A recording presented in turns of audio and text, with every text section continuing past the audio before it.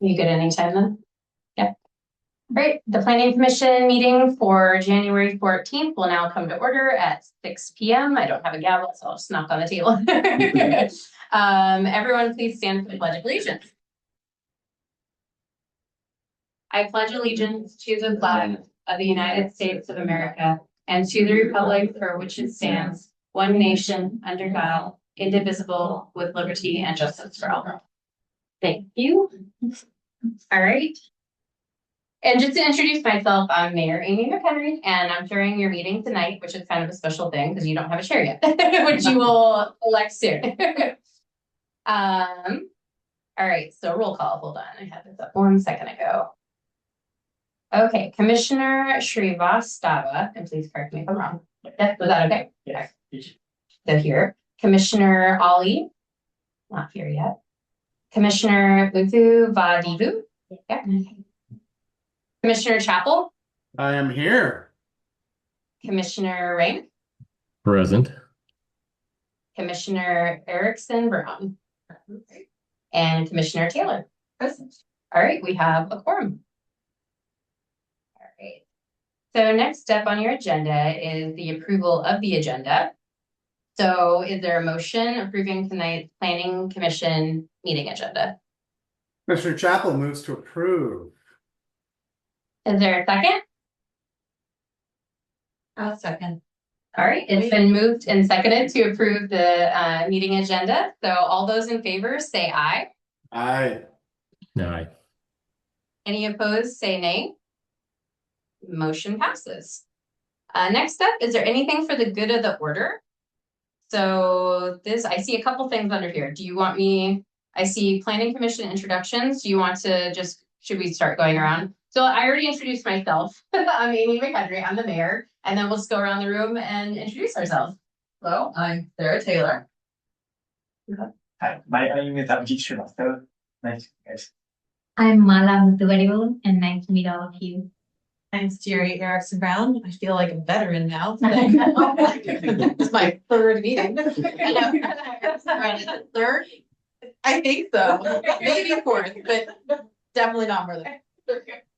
I'm Cynthia. I am the city administrator and I work for the mayor to help her run the city. I'm Troy Davis. I'm a senior planner here at the city. I'm Maddie Lawrenson. I'm an associate planner with the city. Hello. I think the two of you online probably can't see me, but I'm back here behind the computer. And then on screen, Commissioner Chappell, do you want to introduce yourself?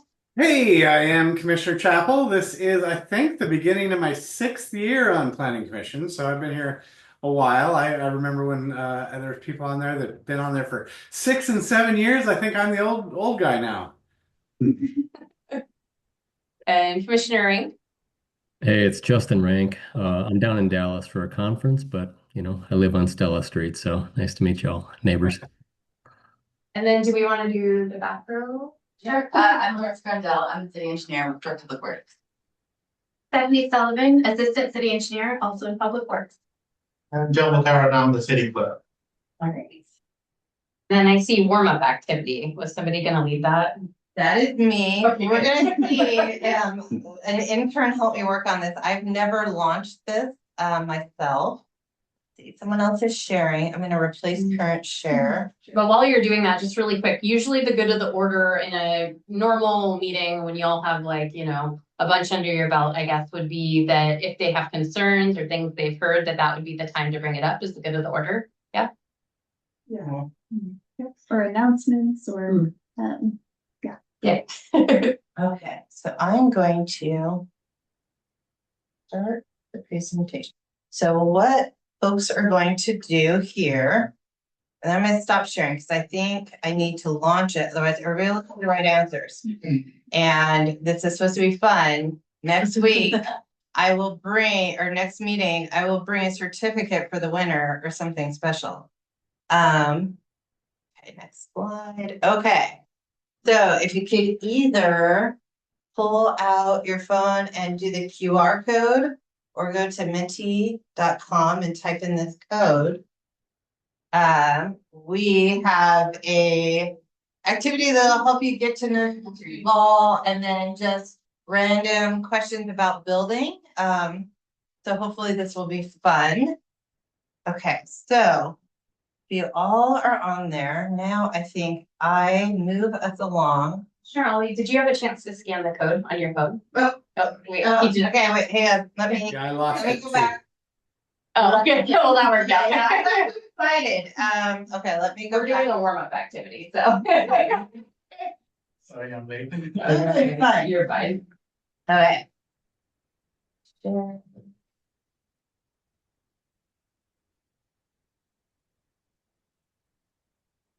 There we go. Everybody in the audience can do it too. Fun for all. Yeah. I can give you the QR code tomorrow and you can, Fill it in. see how you everyone else. All right, is everyone ready? Okay, all right, I'm gonna stop sharing. And go to the presentation. Let's see. Then, I like to think that I'm fairly tech savvy and then I learn that I'm not.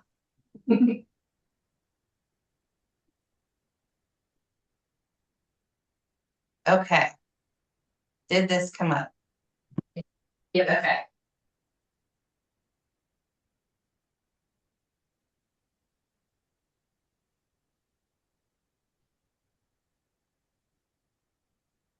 And once I see that I've hit a critical math, I will move on to the next question here, because I can see how many responded. I'm gonna feel terrible if I get a bunch of these wrong.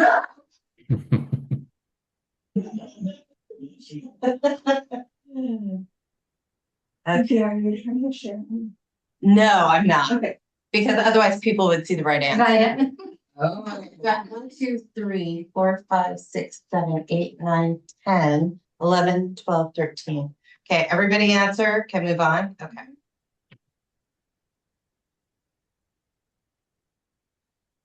Oh, can you see the right answer now? No, No. it's like you've already responded. Okay. Something's happening now.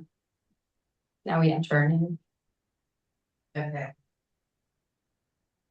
11 players are ready, so enter your Okay. name. Oh. Is that what you see now? Yeah, it had me enter my name. Okay. And now it says get ready to Get play. Get ready to play? Okay. So that was just a warm up. Okay.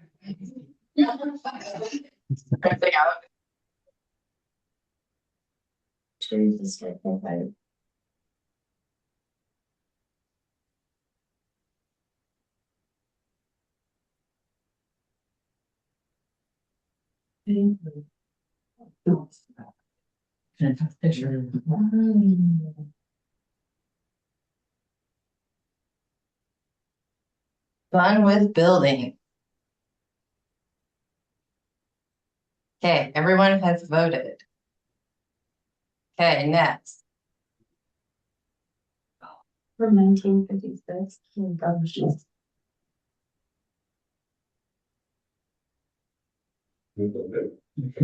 Yeah, you can look at mine.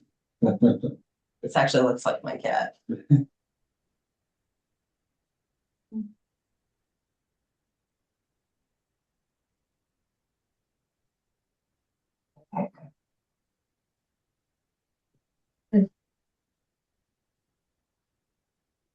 Okay, everybody responded? I Oh.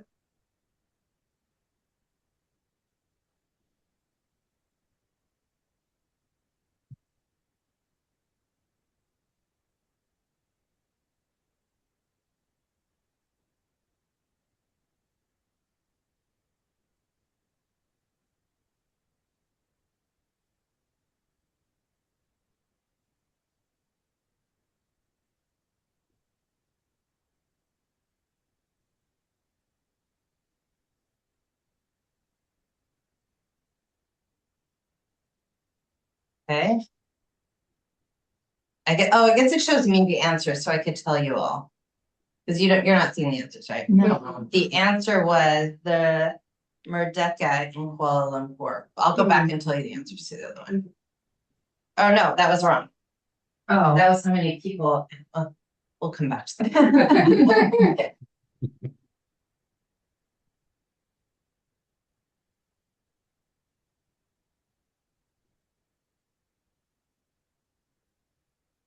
As commissioners, you will get this question.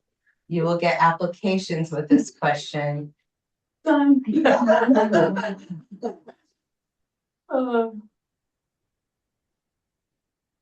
the packet.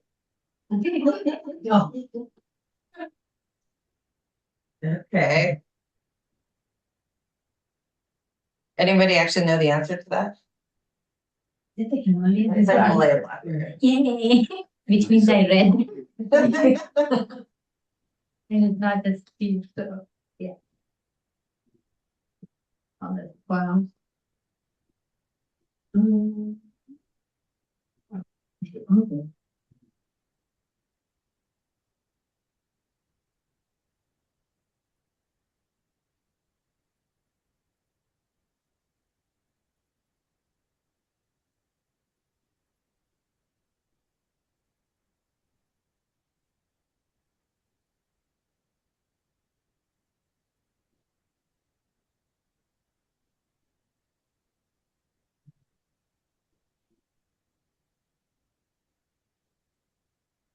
So travel lanes means both sides of the road.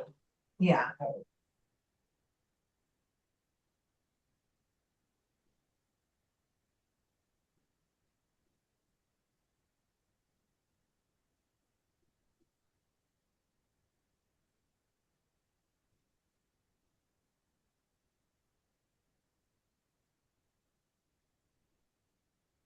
And Loris, I feel like you have an in here. Maybe just. Yeah. The engineer might already know the answer.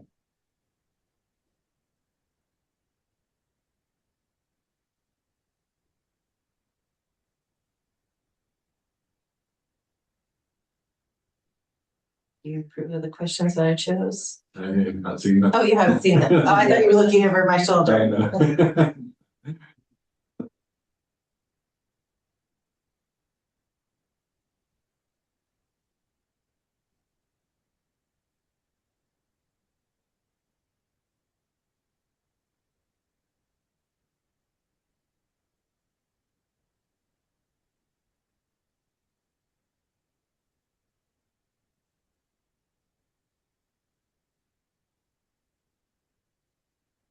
Right?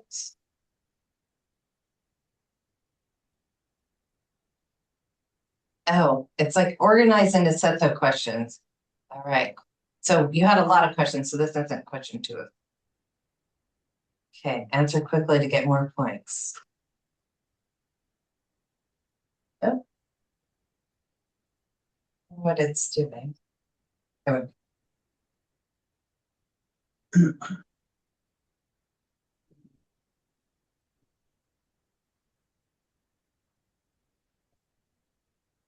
Oh, there you go.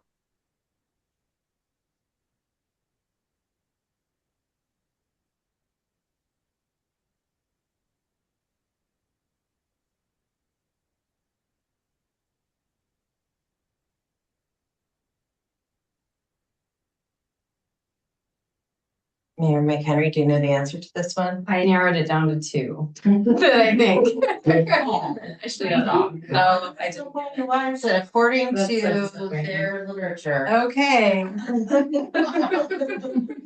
been to a lot of fish things and I was a farm representative and I was told 1,000 times, all of them, the Benadryl. Yeah. Salmon. I get this, I made you complain about this. Okay. No. Really contest that question.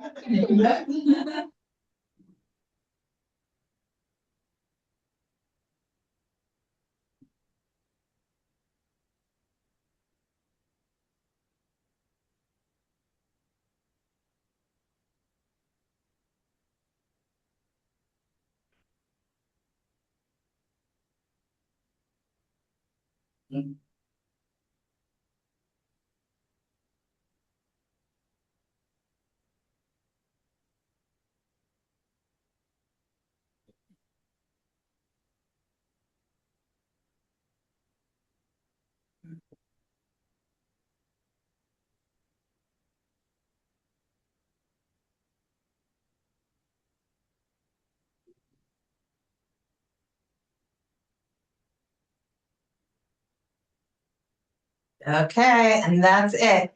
Totally unfair. So can you see the quiz leaderboard now? Not yet. Not yet, okay. Oh, no. That's rude. Yay. Congratulations to our city engineer who will not be getting a special certificate. My family when I'm gonna. Yeah. Bump me out. Well, thank you, everyone. Let's see, you've reached the end of your presentation. If we are interested in the answers, we've issued 12,000 permits. Let's see, let me go back through them. Okay, so starting at the beginning. Which of these sites is the oldest? It is the Doherty Ford.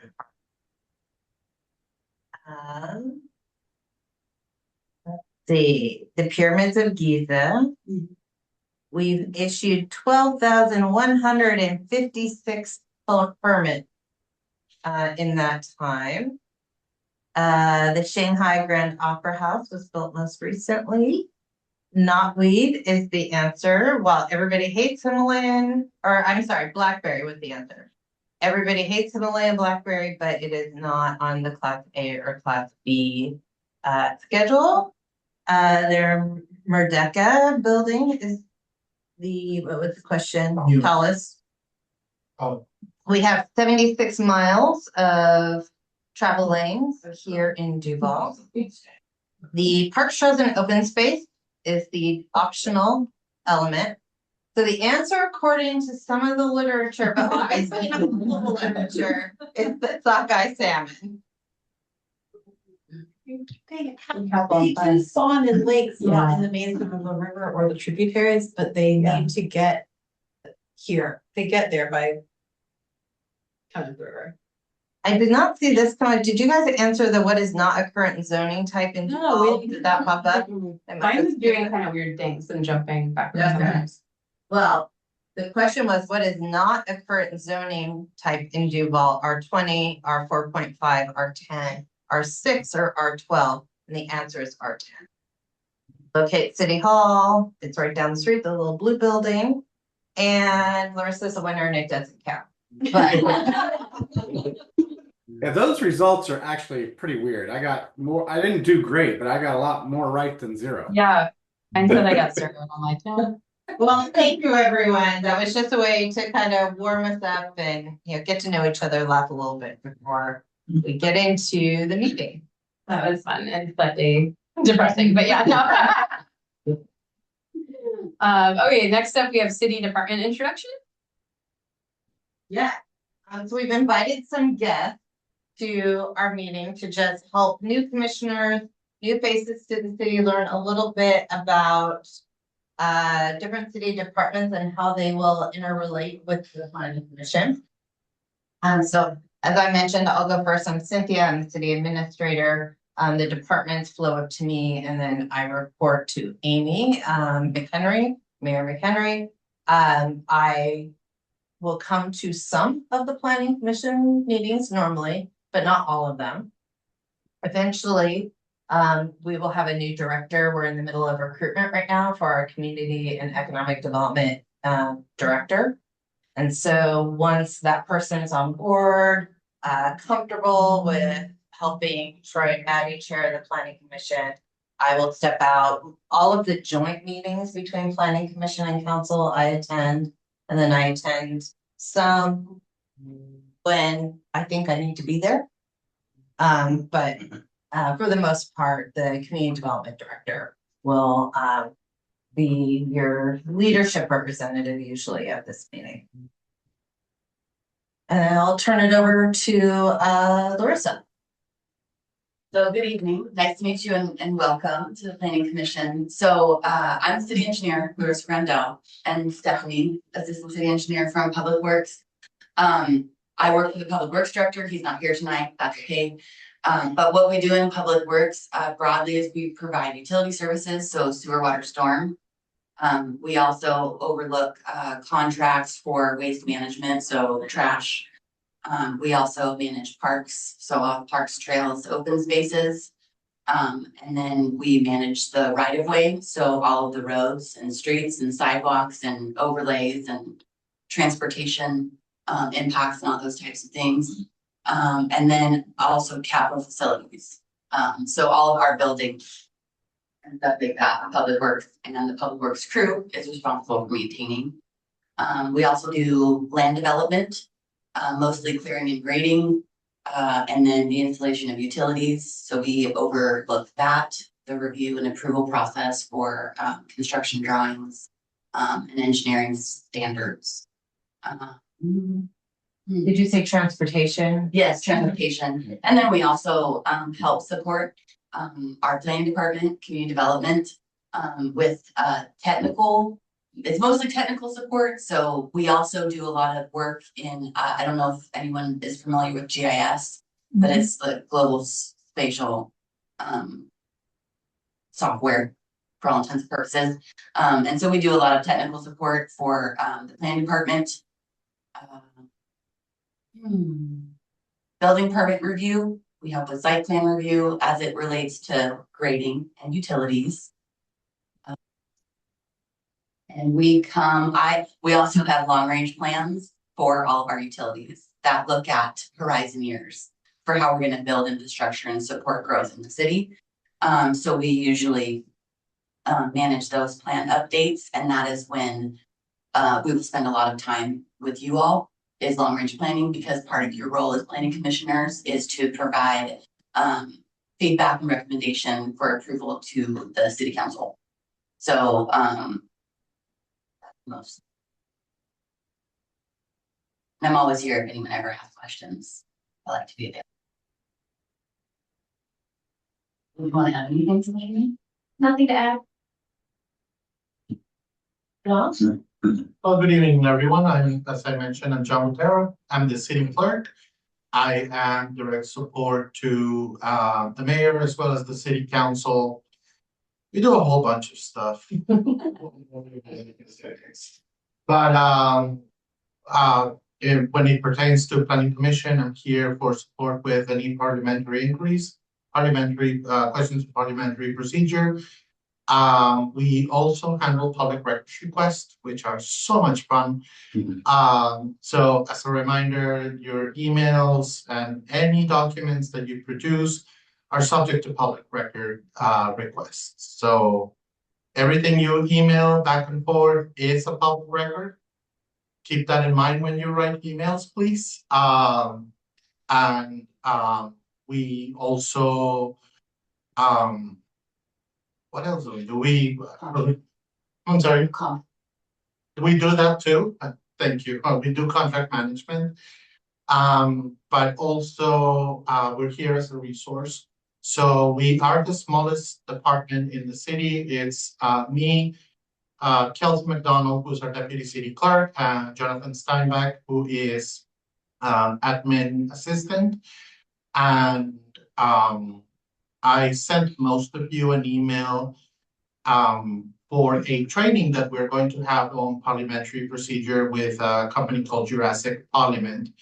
That is going to be on March 14th. We're going to also be doing some training on Open Public Meetings Act, as well as Public Records Act. So please go through your email if you haven't received it. I will be sending it again just in case, but please RSVP by February 13th so we can be all set up for that. And other than that, just feel free to reach out at any time if there's anything we can do to help. It sounds boring. But Jurassic Parliament does a really good job of taking the worst examples of violations of public records law or Open Public Meetings Act and throughout the state, and then makes it engaging.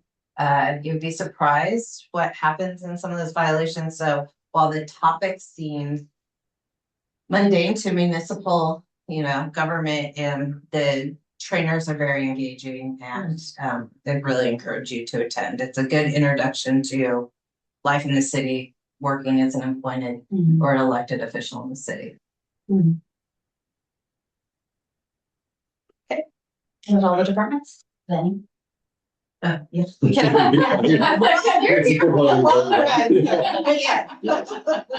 it's we're the planning department. I'm Troy. This is Maddie, and we are probably the face of the city that you see the most. So we help facilitate, of course, planning commission meetings and whatnot.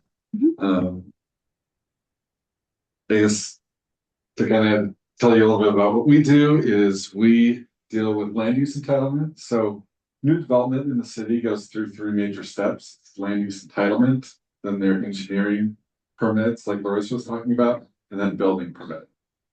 So it's like 3 major steps before something gets built or developed in the city. There's some exceptions to that, but that's the basic role of things. So everything pretty much starts in the planning department, community development. And that's where conceptual ideas get presented and then permitted once they move on to other departments. We help handle and facilitate long-range planning, so the comprehensive plan, which Naomi will actually talk a little bit more about. Hello. We'll get the slides to walk in. But the comprehensive plan is really cool. It's a huge document. We just got done with our 2024 update. We update it every 10 years. We're working through an appeal on that, which should wrap up this year and everything will be done. But basically, the planning commission, you guys will be the gatekeepers of our city's comprehensive plan. And that's basically where we lay out all our land development policies. So you'll see quite a comprehensive, pun intended, document. It can be interesting when you read it, when you get a chance to read it. It's really enlightening. You'll learn a lot about the city and background and the reasoning behind everything. So it's a really great educational tool in that sense. And then you'll learn, you'll read the policies that guide our development regulations. They all stem from those policies. And the cool thing is all those policies and everything that are developed in our comprehensive plan come from input from the community. So how the community wants to grow. So in the last few years, we held a few public open houses. We had surveys. You might have been in touch with some of those and seen some of those come across your computer or whatnot. But yeah, and so we take a lot of that survey data to formulate that. So that's kind of like the blueprint of the community that gives us staff direction to write our development regulations and codes and stuff to implement those policies. So it's really cool is now that we got that done, we're going to be working on a lot of regulatory updates based on those comp plan updates that we just did. So you'll see a lot of that come across your desk here in this next year, which is pretty exciting.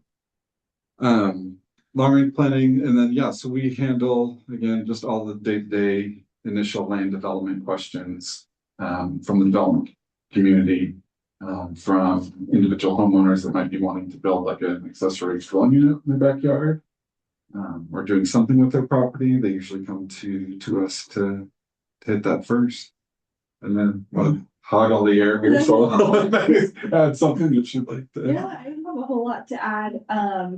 As far as current planning goes, we do all the way from tiny sign permits all the way up to a lot larger site plan review applications. So there's kind of a wide range of permits that we cover. And then we have a lot of code work to do in the coming year or two. So you'll be seeing that quite a bit. Different code amendments that we're working on. And we'll talk a little bit more about that later. But I think that covers it generally. Quick, what is our intake process? Is it a centralized Yeah, so we have a permit portal Okay. called OpenGov, and that's where we have our permits populated. We're still working on getting all of our permits populated because we were old school for a long time where you'd have to print out a form, and fill it out. But we've been transitioning to electronic and we're almost all the way there. So that's the main interface. And then also what we do with developers and we have one-on-ones with individual property owners too. So like say you wanted to do something with your property, build something on it, you would set up an appointment with us and we help guide you through the permitting process. We do that for developers too, like when someone wants to put in a new residential subdivision or they want to build a new I don't know, clinic, medical clinic or grocery store, whatever, they can set up an appointment with us, what's called a pre-application meeting. And so they can sit down and talk to us about all the ins and outs of how to work through our permitting process before they actually submit their applications. And you'll also sit with property owners and look at a map like, oh, you have a wetland here and you have a stream here. You can put a house here, but not here before you even start paying an architect to, put real plans together. Was that all the city departments? I think so. Okay, those are good. So next up is approval of minutes from the November 12th, 2025 Planning Commission meeting. Let's see, are there any corrections to the minutes that anyone saw? Yeah. If not, then do we have a motion to approve the minutes?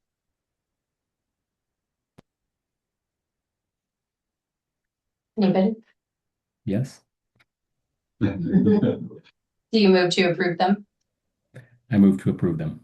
Okay, is there a second? Second. All right, it's been moved and seconded. All those in favor say aye. Aye. Aye. Any opposed, say nay. Motion passes. All right, next up, do we have any announcements this evening for the planning commission from city staff? We have just a Oh, couple, okay. which some of them have already been covered, but that's okay. Here.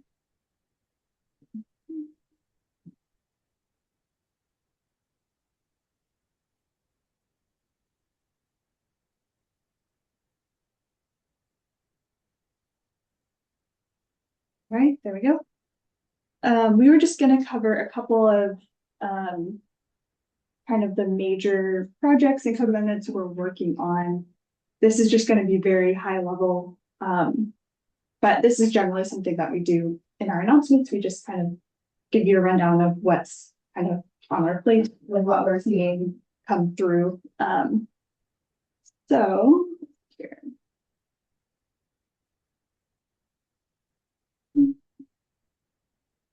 There we go. So as far as, and this doesn't all have to make sense to you right now. It can just be something that you hear about and can come back to. But as far as current development goes, we have an application from the James Society for a site plan review and conditional use permit. So that's the land use entitlement stage. And that those parcels are behind Corey's and Duvall Market. And it has been the first round of review completed. So that means that all departments have reviewed their first submittal documents, and we've provided comments to them, and they're in the process of revising those plans, and then they'll resubmit, and we'll do a second round review once they've resubmitted. We have an application in for a sports center down on Big Rock Road and 271st. They're actively working with us on submitting a complete application. So they've submitted materials to us. We've told them what's missing, and they are working on submitting the remaining documents so that we can mark it as complete. And then there's the Main Street development, which is near Duvall Village. So kind of intersection of Main and 143rd. And that has been through the land use entitlement process already. They've submitted a building permit to us, and they also do need to submit a clear and grade permit to Works. So that is a couple of those dates. And then as far as code amendment work goes, we are just about done with co-living and residential parking code amendments, and I'll be talking more about those tonight actually. So yeah, you'll hear about that later. But pending hearings before you and before city council. Sensitive area code amendments are in the works. There's a draft that's getting towards completion. And then there are also amendments to our permit processing code 1408. And that draft is just about nearly complete as well. Okay, and you already heard about this. just a minute ago. But yeah, stay tuned for that, the training on March 14th. And I think that is it, unless anyone has any questions on the announcements. Is the Main Street Development Project? Oh, yes, that's mixed use development. So it's very exciting. There's going to be a retail office on the Nice. bottom. I don't think we know who the tenants are going to be yet. Except for one. Maybe one. We have one for certain. Yeah, and then there's residential above. So it's pretty exciting. I think there are 4 commercial Units. on the bottom. So the applicant, and then there are 3 other spaces for commercial business. And then I can't remember how many residential units are on top of that development. 24. Yeah. 24 apartments. All right. So next up is public comment, and I think we just have staff in the audience tonight. So you'll typically just take comment from people physically here, not online. And yeah, I'm sure you'll have one of those meetings where you walk into a full room at some point. So it doesn't look like any public comment tonight since nobody is here besides staff. So we'll just move on to our presentations. Our first presentation is Planning Commission 101, presentation by Troy Davis, our senior planner, Maddie Lawrenson, our associate planner. All right, give me just a second here.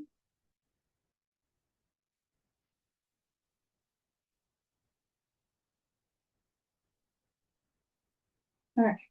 Perfect. All right. Well, we have got a lot of training lined up for you all this year. So prepare to be trained out of your mind. You might want to scream after we do that. But tonight we just wanted to go through some very, very high level basic Planning Commission 101 training with you, just to throw some basic information out there for you. Over time, we'll go into these things in more depth as you get comfortable in your new role. So you can see here that on the contents table, there's quite a few topics that we'll just briefly touch base on, and then over time in future meetings, we'll go into more depth on those things so that you're better prepared. So Planning Commission makeup, as you know, consists of 7 members. Your nonpartisan appointments to this group, meaning it's not a political party, appointment. You're not here to represent either any major political party. You're nonpartisan, and the appointments are for 4-year terms. And if you look closely at how we've done things, the appointment terms are staggered. So even though you were just appointed, this isn't like the first day of your 4-year term. Some of you, that might be true because your appointment runs through 2029, but the appointment period runs independent of when you were appointed, if that makes sense. It's on its own time schedule. So you might have come in midway, halfway, towards the end. So some of you, your term might be expiring at the end of this year. Some people in 2027, some people in 2029. We do provide the opportunity for you to reapply if you're interested in serving another term. I believe we do open it up to everybody, the general public, in addition to you, but you're welcome to, of course, apply for another term if you're interested. We don't have term limits as of today, so you could in theory be on the Planning Commission for quite a long time, and we've had a few members that have been on the board for prior, they're no longer on the board, but we're on the board for quite a while. We had one for 12 years or whatever it was here until just a couple of years ago. So that's that. Resignations, they happen from time to time. So if you find out this doesn't work for you, or if your life just gets busy and complicated and you can't do it, just let us know in writing, as soon as possible. Just say, hey, sorry, no harm, no foul. We just the way the world works sometimes. And then the Planning Commission, of course, and we'll get to more detail later, is we have a chair and a vice chair. So as Mayor McHenry is doing tonight, she's chairing the meeting, just means she's leading things through the agenda, just leading, the group through. And that's basically the number one duty of the chair, to just lead the commission through the agenda. Get everything through. And then we, of course, have a vice chair because sometimes the chair can't make it. So gotta have a backup, right? So that is the basis of the planning commission makeup that you are now part of. So All right, yeah, so just a reminder to check your email, your city email for announcements and packets. Most of you have received your city laptop and instructions on setting up your email. Once we have the last computer ready, then we'll let you know. But let us know if you have issues setting up your email address or any issue, and we'll refer you to someone who can get you set up there. But yeah, just make sure you're checking regularly. The packets generally go out the Friday before the meeting, the Wednesday meeting, so you'll have the weekend prior to review, the weekend and the beginning of the next week to review the packet. Sometimes the packets are short, sometimes they're longer. It kind of just depends what's on the agenda, so just keep an eye out. Feel free to email us with questions. We're here to help.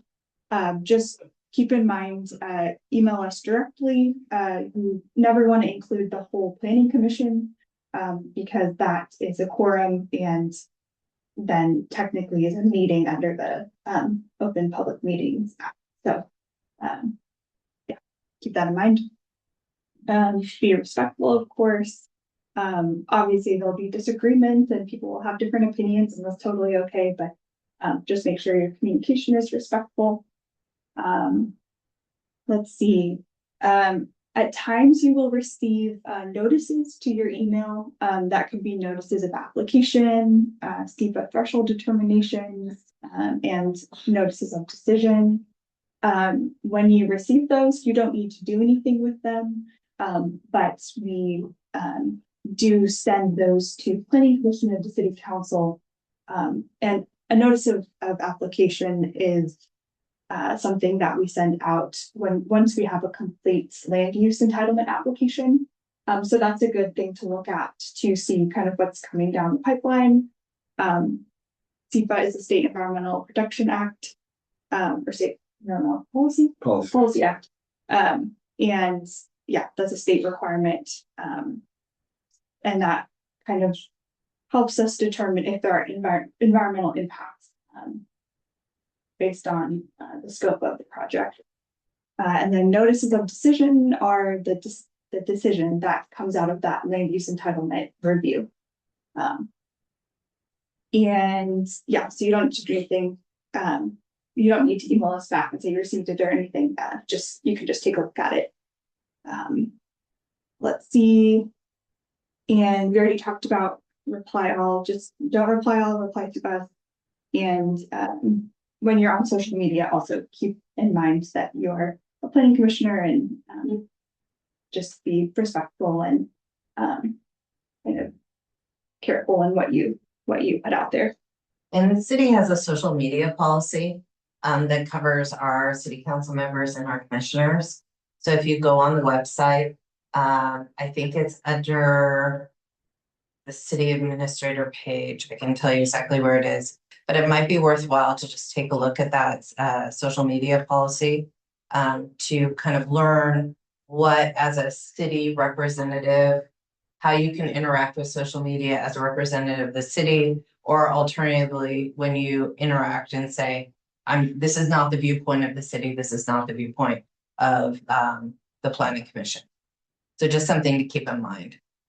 And we'll be sending out quite a few kind of training materials for you. We wanted to wait until after this meeting just so you have some of the information verbally first. But we'll send you a bunch of materials and we can include that as well when we send out the training packet.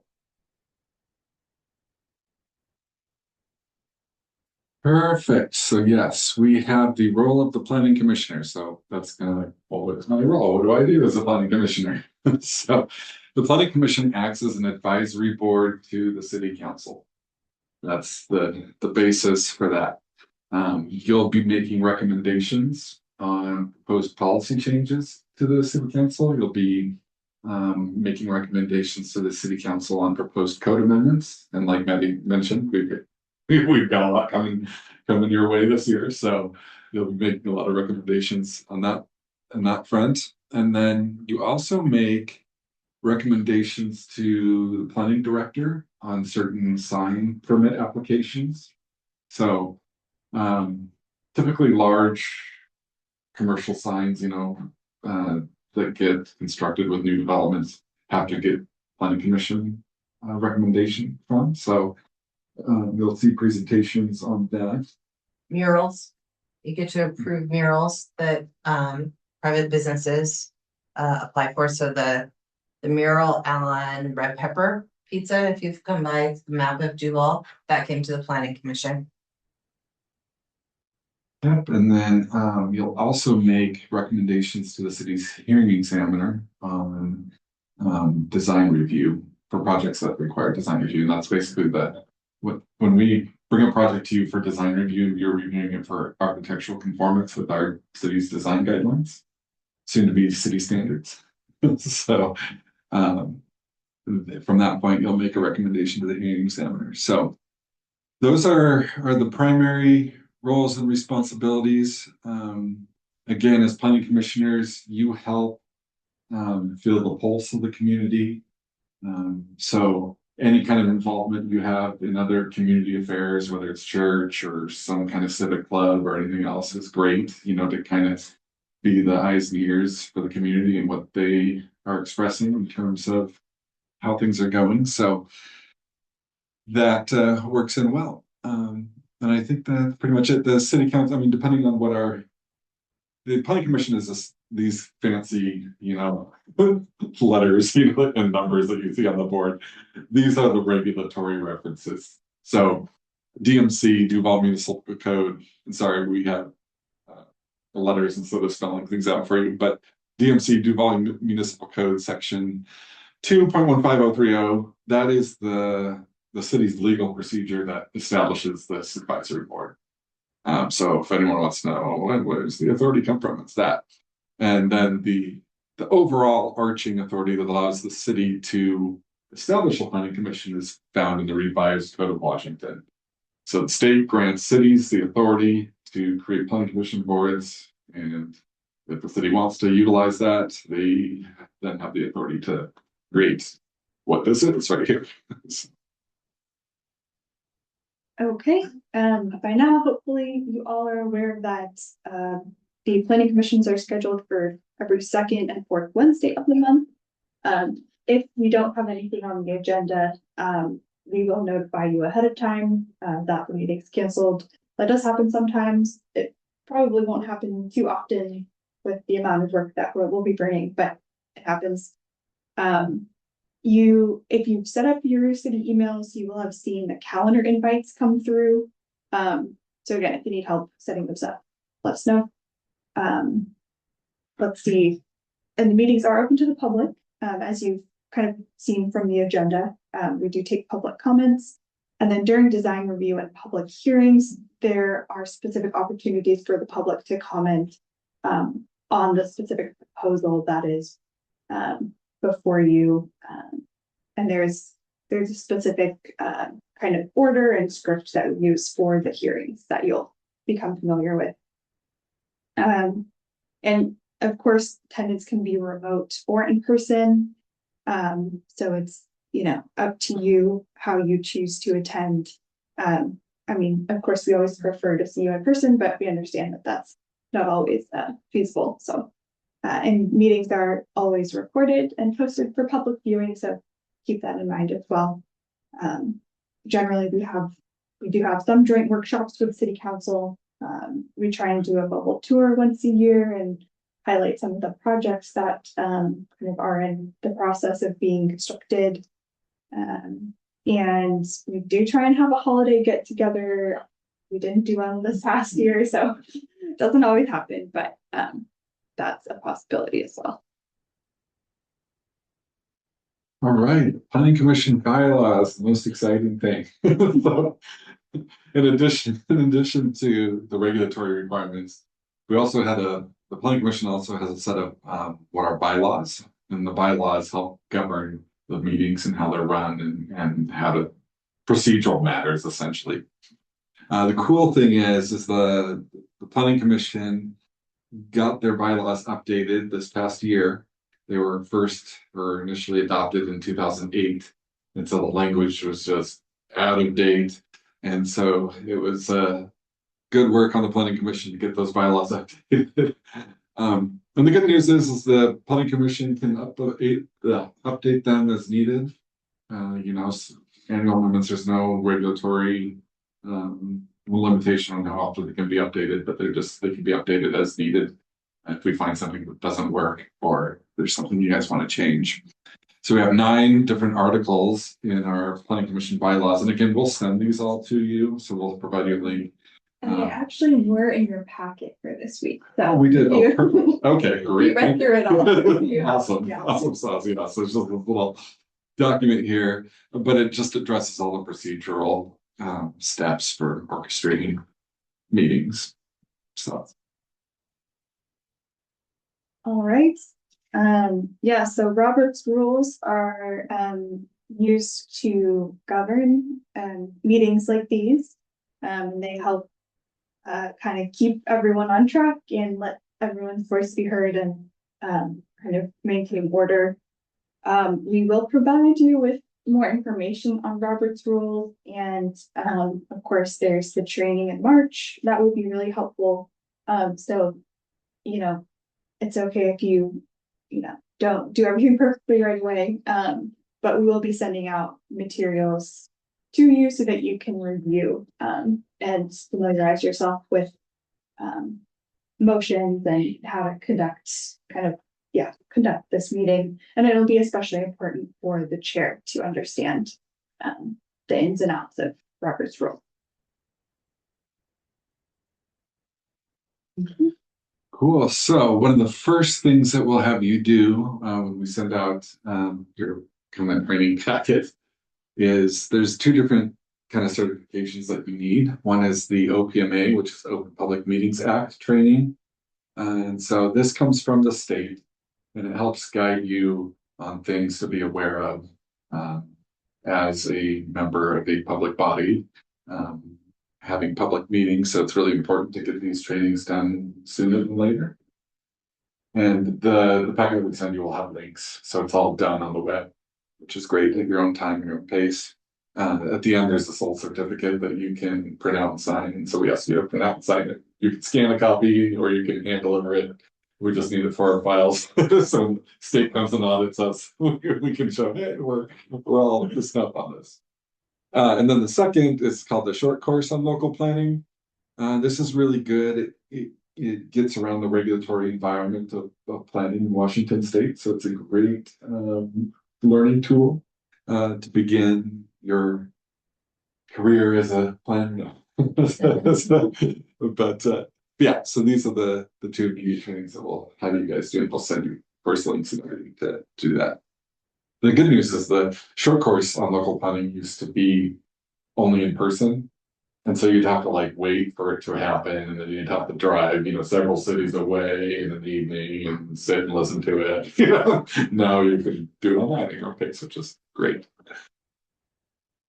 Okay, yeah, so as we already mentioned, you can take a look at the basic duties and responsibilities in the bylaws, which are in your packet. We do want to emphasize that, as much as you can be here, please be at the meetings and attend, and especially because we need quorum, we need a majority to be able to conduct the meetings and get things through the planning commission. So just let us know if there is going to be a meeting that you have to miss. Yeah, it's always much better to just let us know ahead of time. Yeah, and we just really appreciate your review of the packets, because yeah, anything we put in there is going to be related to what's on the agenda for that week, and it'll help you be prepared for the meetings. Yeah, and just keep in mind to be professional and conduct yourself respectfully And don't be afraid to ask questions, and we're happy to help. Just email myself or Troy, and we can answer any questions you have. So. Commissioner Chapel, I saw your hand up for a moment. Did you have a question or comment? Yeah, I had a quick question. The OPMA certifications, is that just a one-time thing, or should we be doing that every term? As far as I know, it's one time. I haven't heard or seen anything that requires it to be redone. Yeah, good question. All right, moving on to design review. So now we're kind of touching on and again, we'll go over this in much more detail. But one of the responsibilities of the Planning Commission is design review. So when we get applications for what it's called site plan review entitlement, we get a set of plans that include how the site layout looks, like where the building's going to be sitting on the lot, where the parking's going, where the landscaping's going, all that sort of thing. And then also in the plan set, we get what's called the elevations. And so that's where they show us, hey, this is what the building's going to look like. And they provide us with black and white elevations. They provide us with color elevations, some perspective drawings, so that everyone can get an idea of, hey, what's this going to look like when it's built. And so those projects are required to go through what's called design review before the design review board. You guys act as a design review board. We don't have a separate, set of people that specifically do that. We have about, I don't know, like maybe around three or so design reviews per year with the Planning Commission. So when that occurs, you'll see in your packet, we'll have a whole section on it. We'll provide you with a staff report, a staff analysis, of how it meets our design standards. You'll get copies of the application and the drawings so you can see it yourself. It sounds a little bit, I know it might have, earlier when I was talking, it might have sounded a little bit intimidating in that you guys are responsible for ensuring that it adheres to our design guidelines or design standards. We do that analysis for you. But that said, always feel free to look things over in more detail. You know what I mean? And sometimes we as staff make mistakes. We like to think we're perfect, but we might have missed something, or you might see a design standard applied differently than how we're applying it. You might have some questions about that. So don't be afraid to kind of do your own analysis and take a look. It's a really good experience.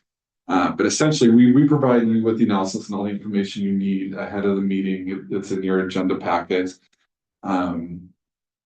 And then during the Planning Commission meeting on the agenda, you'll see a design review. And during the design review, the chair will outline the process, and we provide the chair with the script so that you have the name, everybody's name, and all the information. We don't just, hand the chair over to the wind.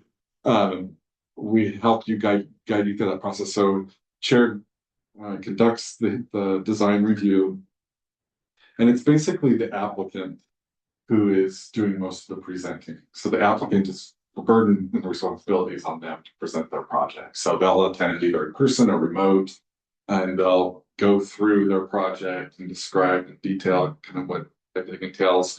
We've had a little bit of struggle in getting applicants to stay focused on the building design. They like to wander and describe all these other things that don't apply to what your review is. And sometimes that confuses the public and everything else, but we're working on that to just focus. And so really kind of your focus is going to be just on the architectural design. What we're going to try to do to help get the Planning Commission more informed before we go to design review is to help introduce the project to you ahead of that design review so that you're already kind of familiar with things that you may have questions on, so that during the design review, we can just focus wholly on the design review because you've already got kind of the other background information that you need. I think sometimes in the past, what's happened is we've just suddenly thrown this new project onto you guys, and you're like, and so you're gonna have all these questions, right? Because you want to try and figure out what's going on. So we want to kind of get ahead of the curve and get you guys informed before we throw something at you. And then that, in rare instances, a planning commission member will have a conflict of interest. And so that's basically if you have any kind of connection with the developer or the applicant, say it's your employer or your church or you're something that you have a connection to, a personal connection to, we would ask that you just recuse yourself from participating in the design review portion. And those instructions are in the design review template that the chair will be announcing. So there's opportunity to say, hey, I've got a conflict of interest here. I won't participate in the design review or the recommendation. Rarely happens. I've only seen it happen like once or twice in the time I've been here. So usually doesn't happen. But yeah, so there'll be the applicant presenting. We might have our peer review architect here if it's a really complex project, to help explain things a little bit more. You as a planning commission will have the opportunity to ask questions of the applicant, and then you'll have the opportunity to kind of discuss the design review amongst yourselves, and kind of have your comments to each other before making a recommendation as a body. When you make a recommendation, you can recommend approval. You can recommend approval with conditions, which means you're approved, but you got to change kind of these minor things, or you can recommend deny. So that's design review in a kind of nutshell. But again, we'll go over this more.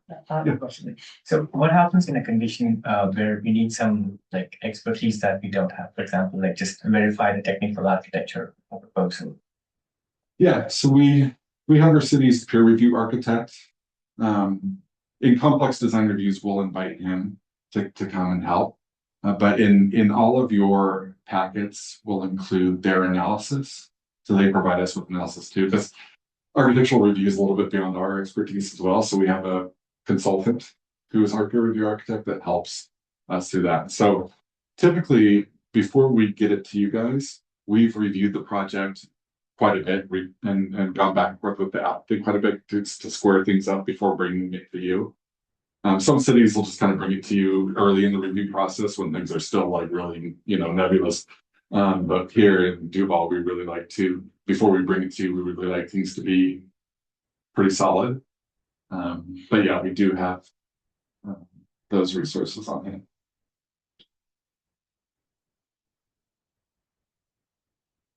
Okay, yep, and we've already talked about public hearings a little bit. But when there are proposed amendments to the city's comprehensive plan or to unified development regulations, that's Title 14 in the Duvall Municipal Code, then you will see those hearings occur. They're going to be on the agenda as public hearings, so you'll see them on the agenda for that week's meeting, and the chair will have a script that they'll follow to make sure that the hearing is conducted as it should be. And during the hearing, the public is able to provide comments on that specific proposal, and there's a whole kind of process and procedure for that. And this is what to do when asked the question by a citizen. It should just say resident. It's an old presentation, but the main thing to keep in mind with public hearings is the public can provide comment, but the commission won't ever be responding directly to the public. The comments are for you to listen to and receive and keep in mind, but yeah, it won't be kind of this back and forth because that can make things complicated and can escalate, so and you've already talked about conflict of interest, so same concept there. All right, so talking about regulatory framework. So everything that we do as a city, as a government, municipality, operates within a legal framework. And the hierarchy is federal law. right? So the US federal government is kind of the, the bigger part of the umbrella. And then we have, as you go down the hierarchy, we have state law that we have to adhere to. And kind of out of both state law and federal law are court decisions, right? So we have the US Supreme Court can make decisions that sometimes impact land use. A lot of those been around, I mean, just about any topic you can think of, religious land use, critical area, sensitive area and land use, whole bunch of the permitting process, everything you could think of has gone to the court at one time or another, and that's influenced, our regulatory framework at a local level.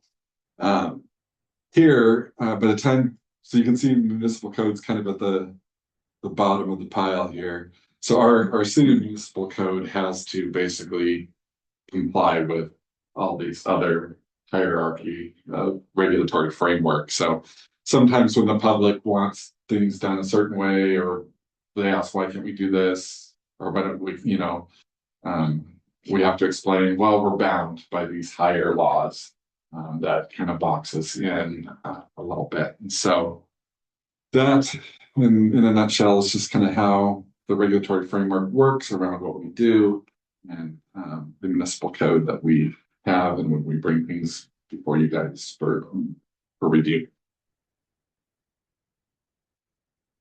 Okay, and I think we've probably talked enough about comprehensive plan, and Naomi will talk about the comprehensive plan later as well. So I think maybe we'll save that topic for a little bit later. That was easy. Dang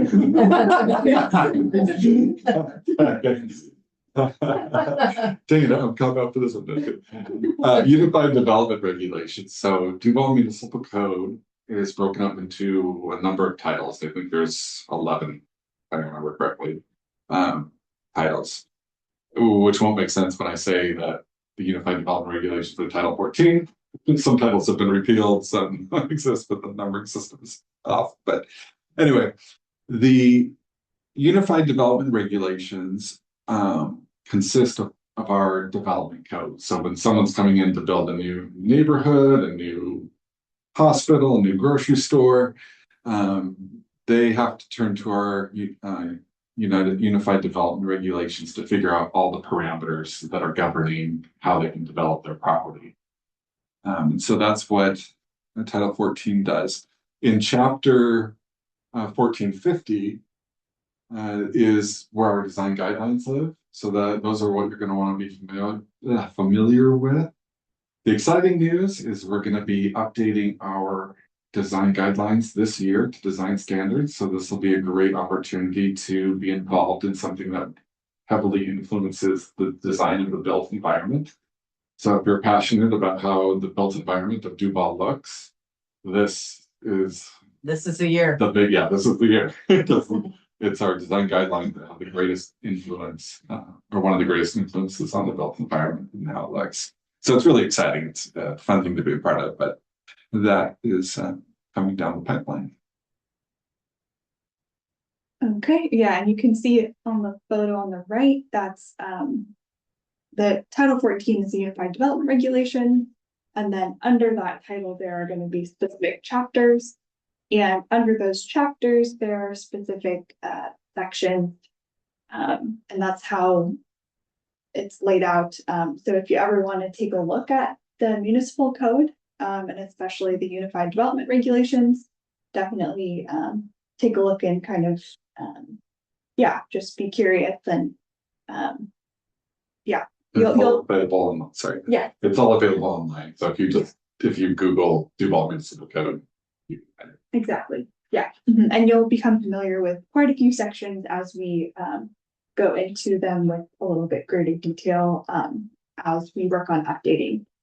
So for example, in the image that you see, there's 1408 is our permitting processing chapter, and that is going to come before you, within the next couple of months.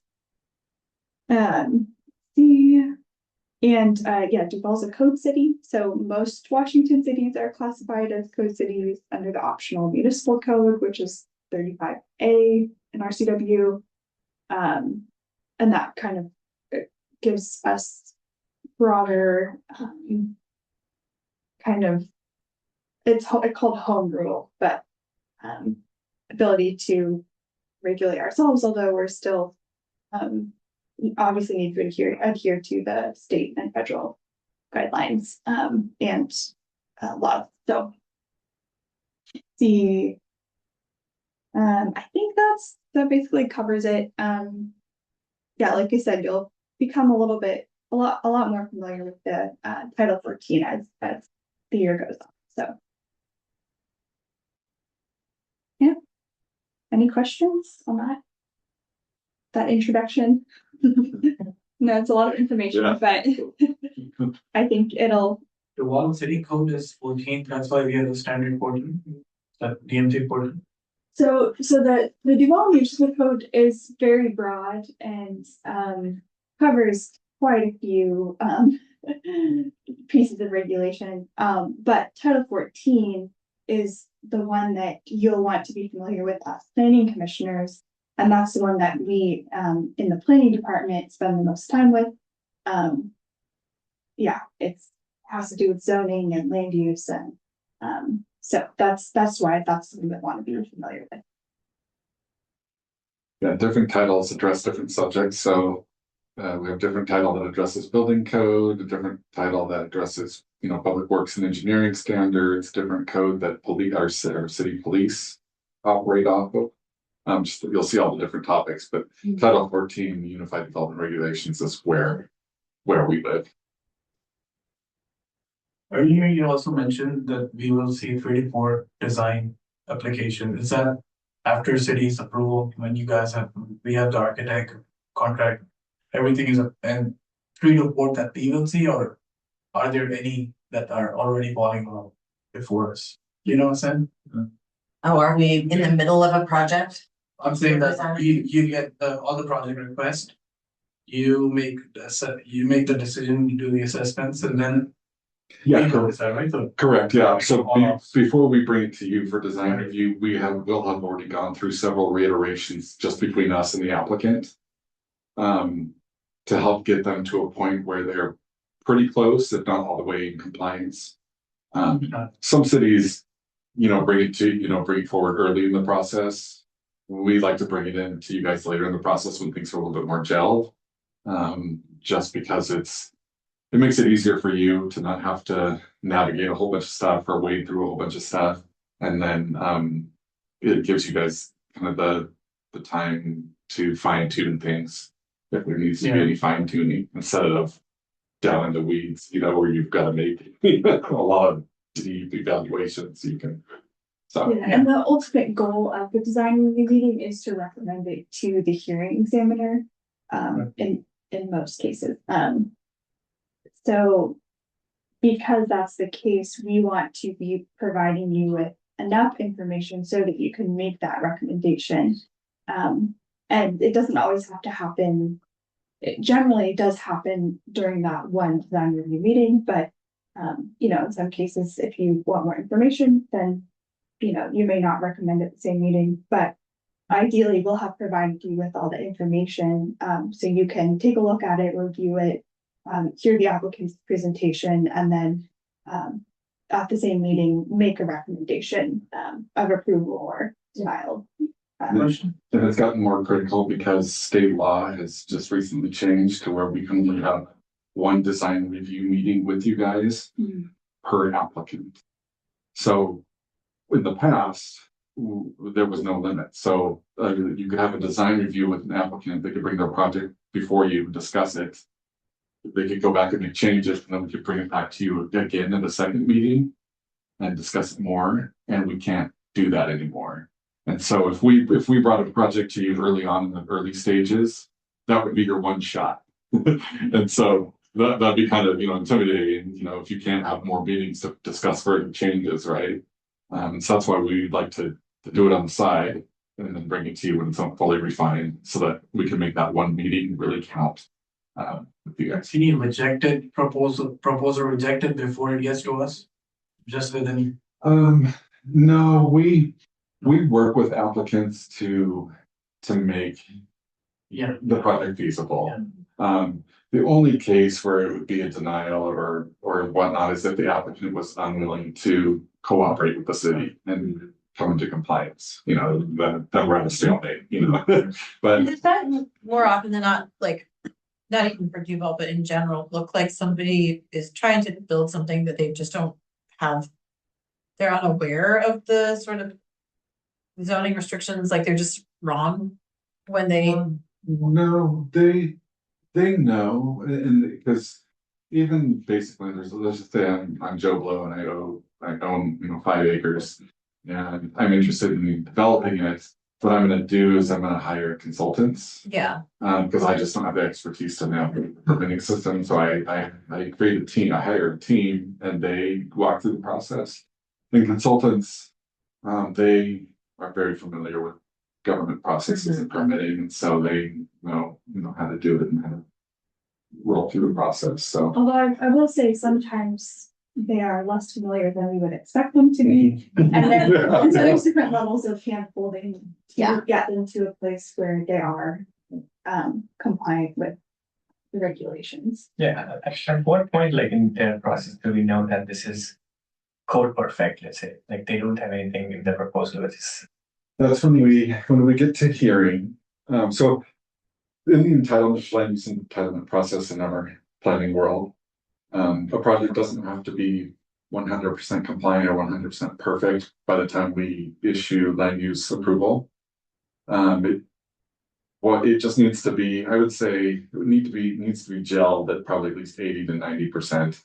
And then what we do is we recommend conditions. We add conditions to those approvals saying, hey, you've still got like these outstanding issues that you've got to fix, and you can fix those issues as part of your engineering permit submittal or your building permit submittal. You can make those corrections at that time. Because part of the thing is too, is in a perfect world, we would have the project perfect at the time of approval, right? Like it make everybody's life easy, but we don't want to hold up an entitlement because there's some fine tuning corrections they need to make. It's a waste of everybody's time. And so to help people move along through the process, we just say, hey, these are your conditions of approval, fix them down the road. And I think it's also important to add that the state has gotten far more stringent with cities about not holding up those entitlements as well. So we are under a deadline for most of these, 170 days, Troy? Yeah. From the time of submittal of application to go through the review with the city of, hey, this doesn't look right, we're gonna send it back. You're gonna send it back to us, and kind of that negotiation, getting it to design review, getting it to the hearing examiner and the hearing examiner's decision. All has to be done in 170 days, unless the applicant agrees to waive timelines. But when you think about, especially in complicated projects, that is a very short window. And so it's recent changes in state law. What was it, 24? Or no, we had to be compliant June of 2025. So very recent. So, we're still grappling with, how quickly can we get, big projects done, but that's now the state standard, that is the maximum. Other questions? That was the end of that presentation, right? I'm assuming, okay. I just have one more. Yeah, go ahead. I don't know if it's related. So once all say for example, you approved, right? Approved a project and they are done. Do you guys also, like, as part of the city, do you guys go and check, I don't know how to ask this. How do you validate, like, yeah, they're following the standard? Yeah, great Right. question. Yeah. So we do inspections. Inspection. So all 3 departments, yes, building, planning, and public works are all involved in from the moment they break ground all the way to finishing. There's a number of inspections we're all doing to make sure that things are compliant. Yeah. And the thing too with permits is things can look good on paper and not quite work in 100% in reality. Yeah. So we do have some flexibility to accommodate changes in the field, just certain realities, and we work with the applicants on that when those issues come up. But yeah, we're doing inspections all the way through. I've noticed it's after 7, and typically in our bylaws, we call out a 5-minute recess. So it's up to you whether you want to take the 5-minute recess or not, but I see one etched in after Naomi's presentation, but since that time is now, we could, does everyone want to go a little more, or do you want to take a 5-minute break now? We're good? Yeah. Okay, all right. Vote to Well, push yeah. through, yeah. Yeah. Sounds good. We'll recheck after the next presentation too, just since it's on there too. Okay, so next up we have introduction to the comprehensive plan with our presentation being by Naomi Montez de Oca, our senior planner. Hello, everybody. I'm gonna stand up here so you don't have to turn around and look at me. So, I'm gonna start, we're gonna do a little bit of role playing. Is everybody okay with that? Yeah, it's the best way to learn something, isn't it? Okay, the first thing I want to apologize is you heard me stapling in the back and I tried to be a quiet stapler, but it didn't work. I had this big grand dream of creating these personalized reference books for you all. And I'm a dummy and I couldn't figure out how to print it as a bound book. But I am 100% committed to making that happen. You're gonna get those in your hot little hands before the end of the month. So this is the unbound version. No pun intended, it's just not bound. So you will see that there is a little bit of branding because you'll see other materials when you go to the website. So before we do the role plan, we're going to run through this really quick so that I can explain why this is a resource for you. So if you open to the first page, you'll see element 1, land use. And each one of these, yes, ma'am. I'm gonna have you maybe stand right here, so commissioners online. Oh, can see me. Oh, gosh. I can move too. I could stand in the middle. Do you want to do that?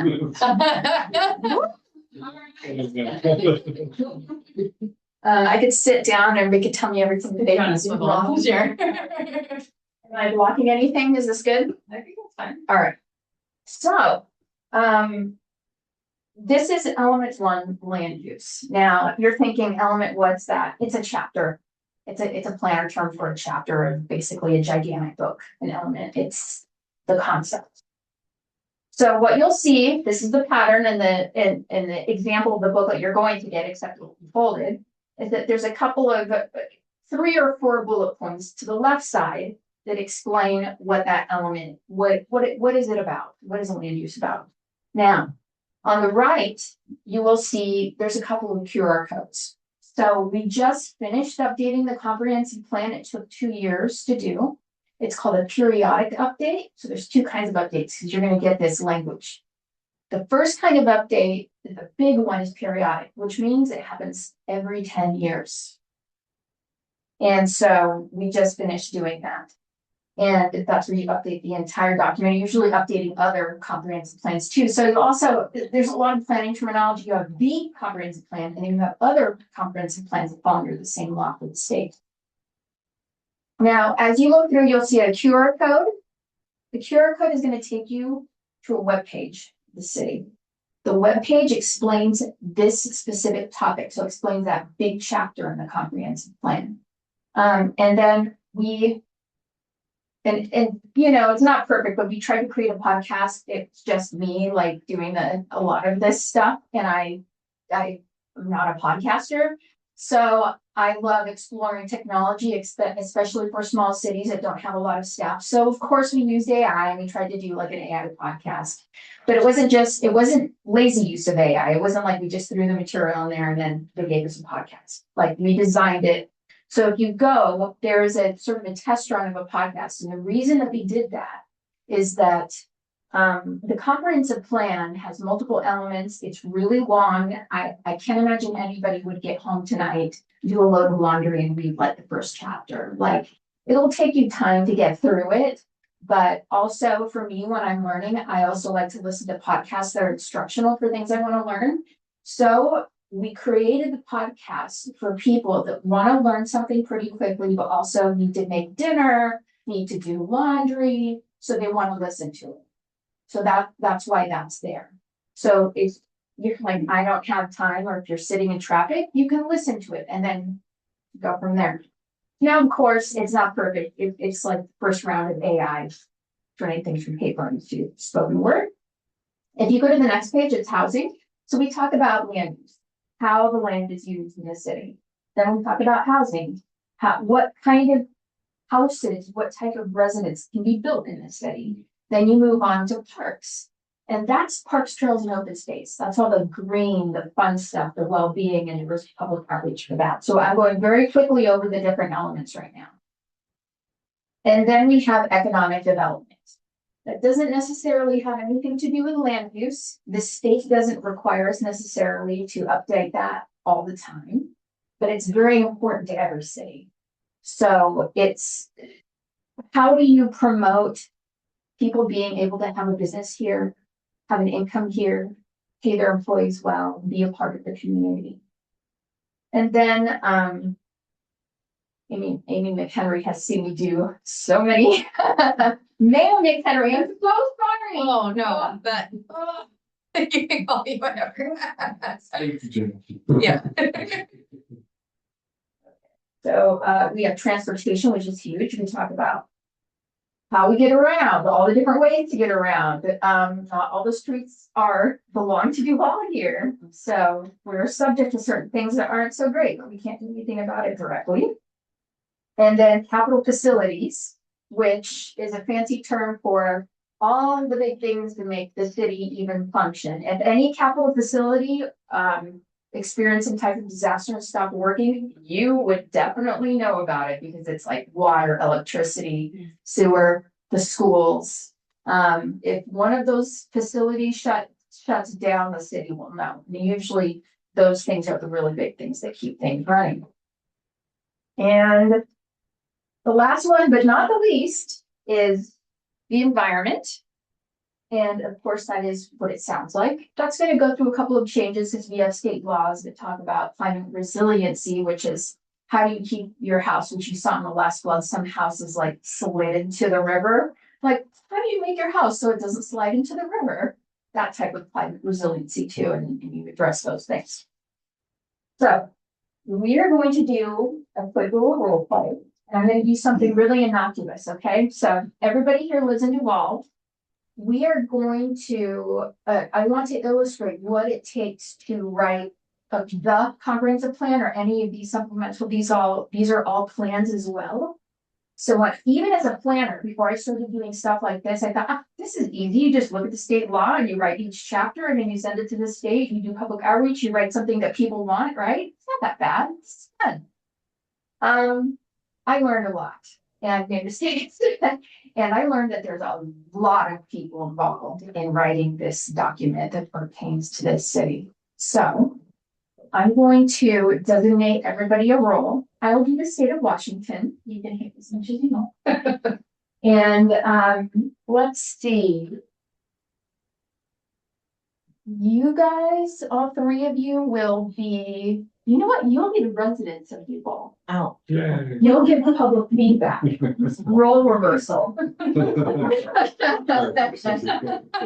So residents of Duvall.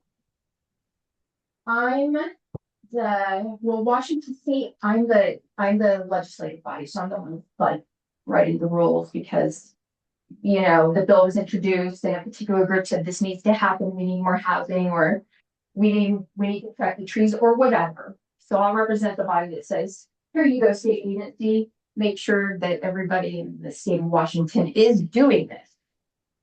So, Mayor McHenry, what state agency do you like to be? Congress, perhaps? Sure. Okay. Mayor McHenry is going to represent Congress. Now, you think I'm done, but I'm not. Now, let's see, because we want to have a group. Two of you will be King County. So I see you got something to write with. You've got your laptop, because I'm gonna give you a rule in a minute. The two of you will be Puget Sound Regional Council. And you have a laptop, if you want to like quickly like chat GPT it really quick, you're allowed to do that. Like, this is all about like remembering it because you're doing it. Puget Sound Regional Council is in charge of not just King County, but an entire region. And they have a say. And you will be let's see. I'm trying to think. We have state. What do you think? The city, the city. Yeah. Oh, you're the city council. Okay. All right. So I'm gonna repeat really quick. I'm the person that's writing the stuff because I have had a bill sponsored, gets passed into law, it gets signed into law. And then it goes out to agencies. We have a lot of agencies involved. Right now, we're just gonna do Commerce and that's the primary agency that deals with our comprehensive plans. There's other sub-plans that we have other agencies. You guys are? In county? Good sound. Reasonable. And you are all the city council. And you're members of the public. These rules are gonna impact you. Okay? So I'm gonna take 10 years worth of stuff that happens and I'm gonna squeeze it into like 5 minutes. So you can see like the process. So, oh, do we have a staff person that's making all of this happen? We need a staff person, don't we? You can have commissioners online. Oh, yes. Hello. Okay, sorry. I'm very like motion moving kind of person. I apologize. So how about, is it Commissioner Rank? Or yes? And of course, Commissioner Chapel, how about the two of you be the planners? Ooh, fun. Okay, all right. Okay, so we've got the City of Duvall planners. We have everybody ready to go. So let's come up with a rule, something really, really, really like plain that wouldn't trigger anybody, or should I come up with something very triggering? What do you think? Okay, for some reason,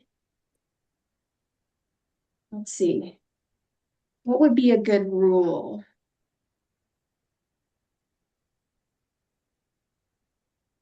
Okay.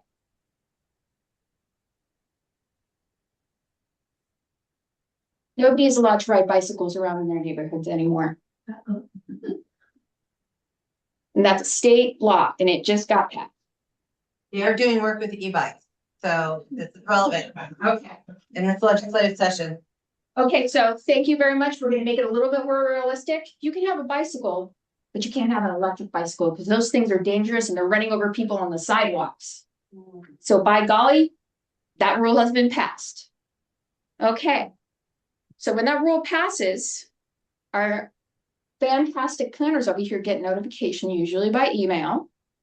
And the next party that's really aware of it is King County, Puget Sound Regional Council, and Commerce. So then, you know, got the legislators, okay, here's the rule, no more electric bikes, absolutely banned. If anybody gets caught with it, it's gonna get put into the trash or whatever. And always in these rules, anytime there's rules, Commerce or whatever agencies, Commerce is going to be in charge of this. Commerce is going to be in charge of this. They're going to facilitate this. These are the things that Commerce has to do. And also they're in charge of assisting cities, which includes YouTube planners. They're in charge of assisting the cities and making sure that their rules don't conflict with our new law.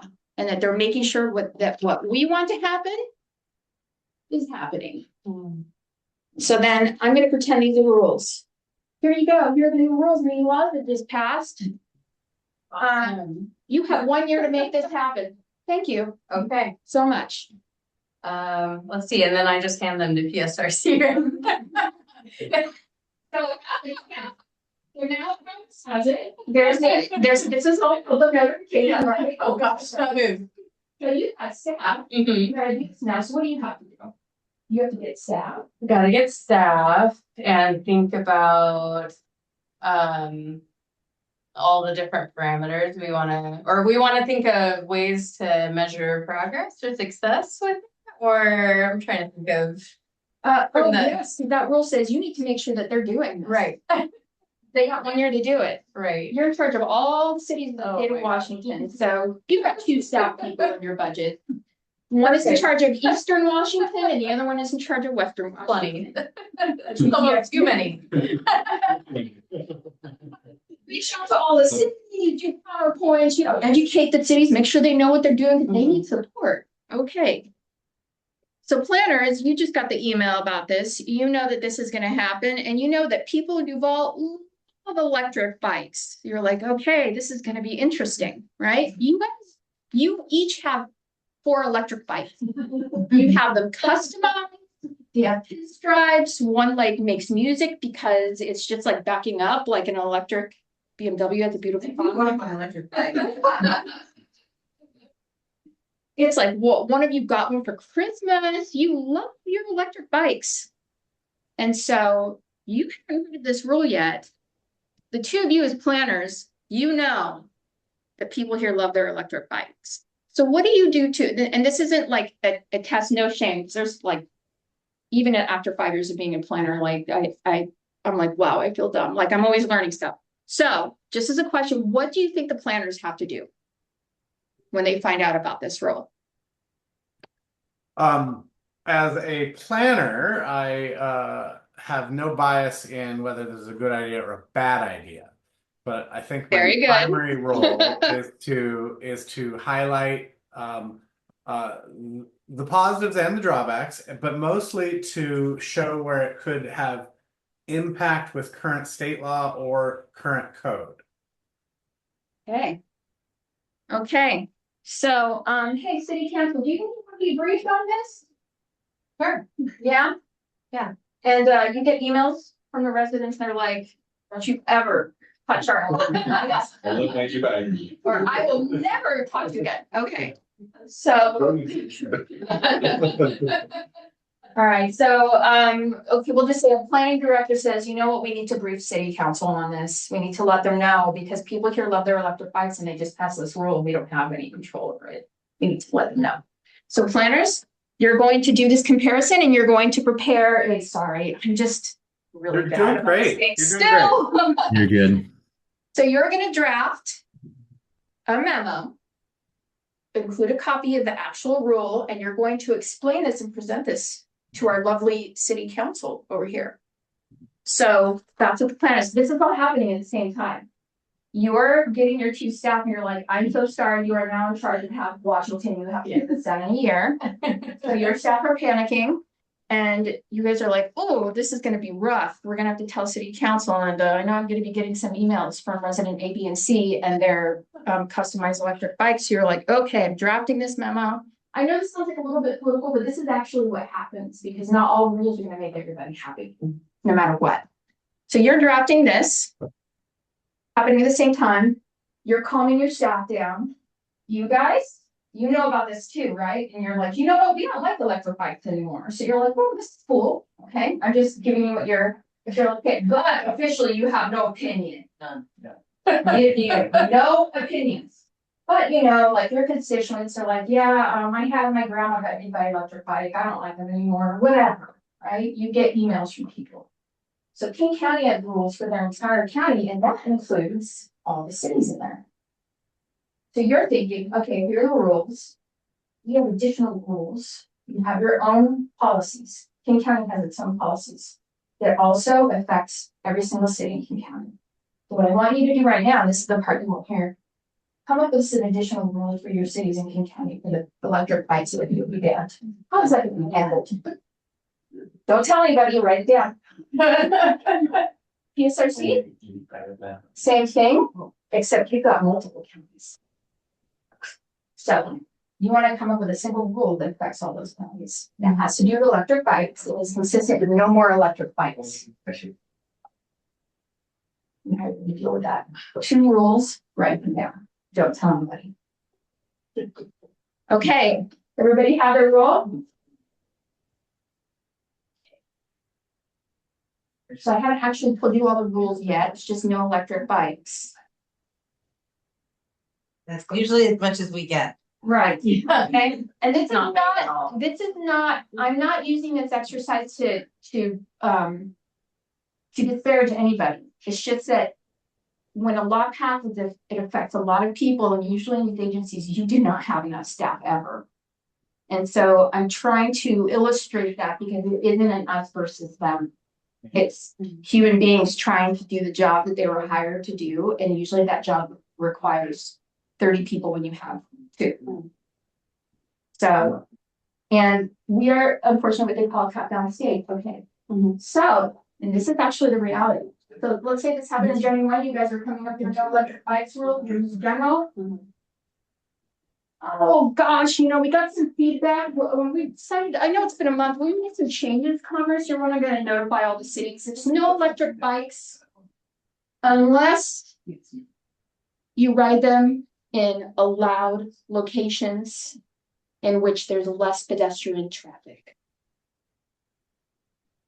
Okay, so I'll let the planners know, or they'll hear about it. You'll hear about the plan. I'll tell my 2 staff members to let everybody know. Yeah. Okay, it's been a month, but this happens. There's an update to the rule. Everybody's already started working on it.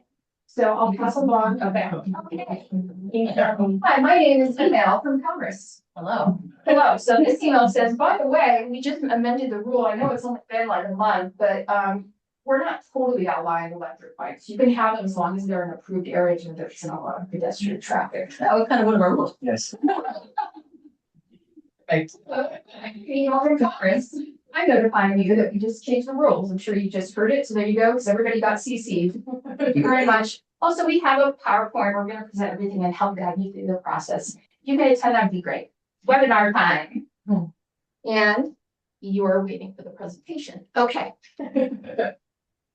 So just 2 minutes. How about you guys present to City Council? Now the public's about to find out about it. Go ahead, guys. Just make up whatever you want. Okay, we got a state mandated law disapproving, I don't know, there's a couple different kinds of electric bikes, but the bad ones around the city, and we need to make some code amendments to help our citizens. So here you go. With the addition of the new rule that we need to keep these in pedestrian or low pedestrian areas, where you are going to have to rework our pedestrian classifications throughout the city and find out where those pedestrian high use areas are. Probably going to have to do a study that's expensive.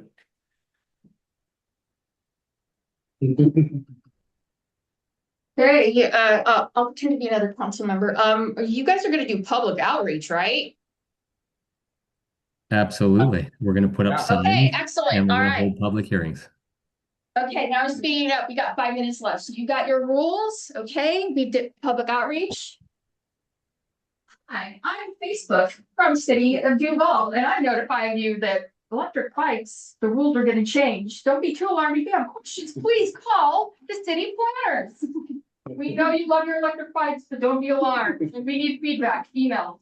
Also, there's gonna be an open house. Thank you very much. Okay, there's that email. There's my letter campaign to everybody to say, no. Here's my villain origin story. Starting next. So now we're gonna speed it up. So you've got your rules, you have a rule. You guys have drafted some rules that are consistent with the state law. The public knows about it. They said no, you've got their feedback, you've acknowledged that. You wanna make sure you're compliant with Commerce, so you send your draft, you present the draft to city council. You guys show up. What do you say? I want a bike. I don't want a bike whenever I want a bike. When as fast as I want a bike. You gotta shake your fist while you. I need a pitchfork. Yeah. To be authentic. Ride in with Yeah. your electric bike and have it like rev it up. Yeah, for some protest, yeah. Yes, so we have the, I know I'm making light of things, but things have been stressful everywhere Yeah. lately, so I'm trying to okay, so I'm speeding up. So now we got the rules, you guys have the rules. You're gonna pass the rules to Commerce. Also, I'm gonna be the email again. Hey, you do all, we have draft rules that we got for you. Can you look at it, please? Thank you very much. Okay. I'm doing this for you guys. I'm your email. Hi, this is the email from City of Duvall. We got the rules for electric bikes. Here you go. Hopefully, we're just doing exactly what the state told us to do. Here you go, here are your rules, public feedback. Okay, now you guys are gonna send me emails telling me any additional things? What are your rules? Your additional rules? We've got a few. Okay, They're only allowed to be used on private land. okay, They're only allowed in pre-approved parks. I don't know if that's possible. Okay, you must have e-bike insurance. Okay, And you may not exceed miles of 10 miles an hour. okay. And your rules? PSRC shall not assume or model like e-bikes as allowable travel mode in the regional transportation plan, Vision 2050. Or any federally acquired planning document, except for explicitly stated by private law. We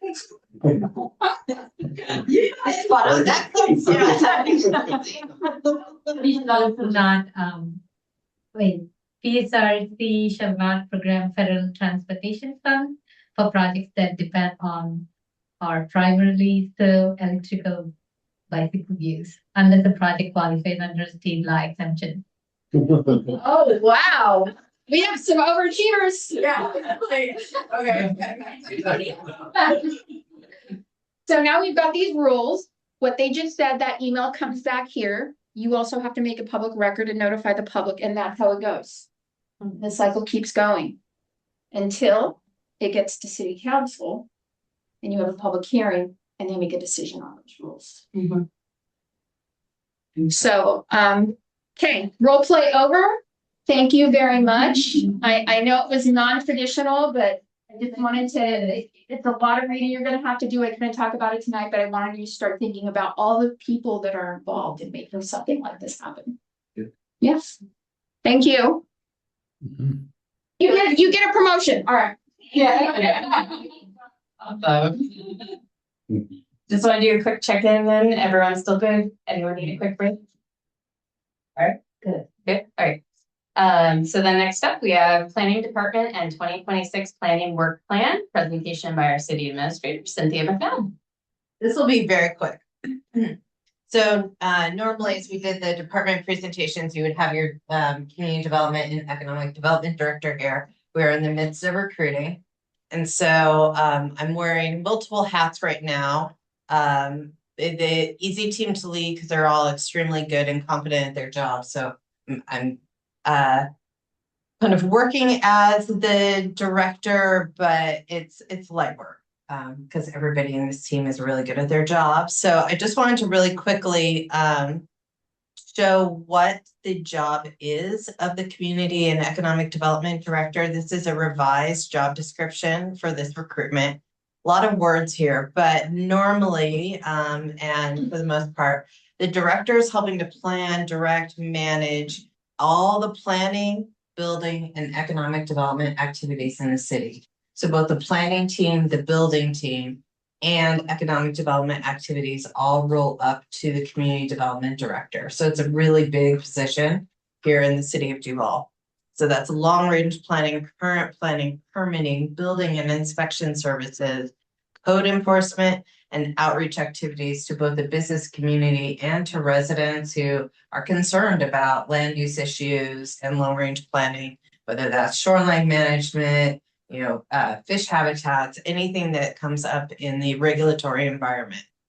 So they're looking at policy development, program planning, budget management, operational direction, all the stuff that keeps those teams working.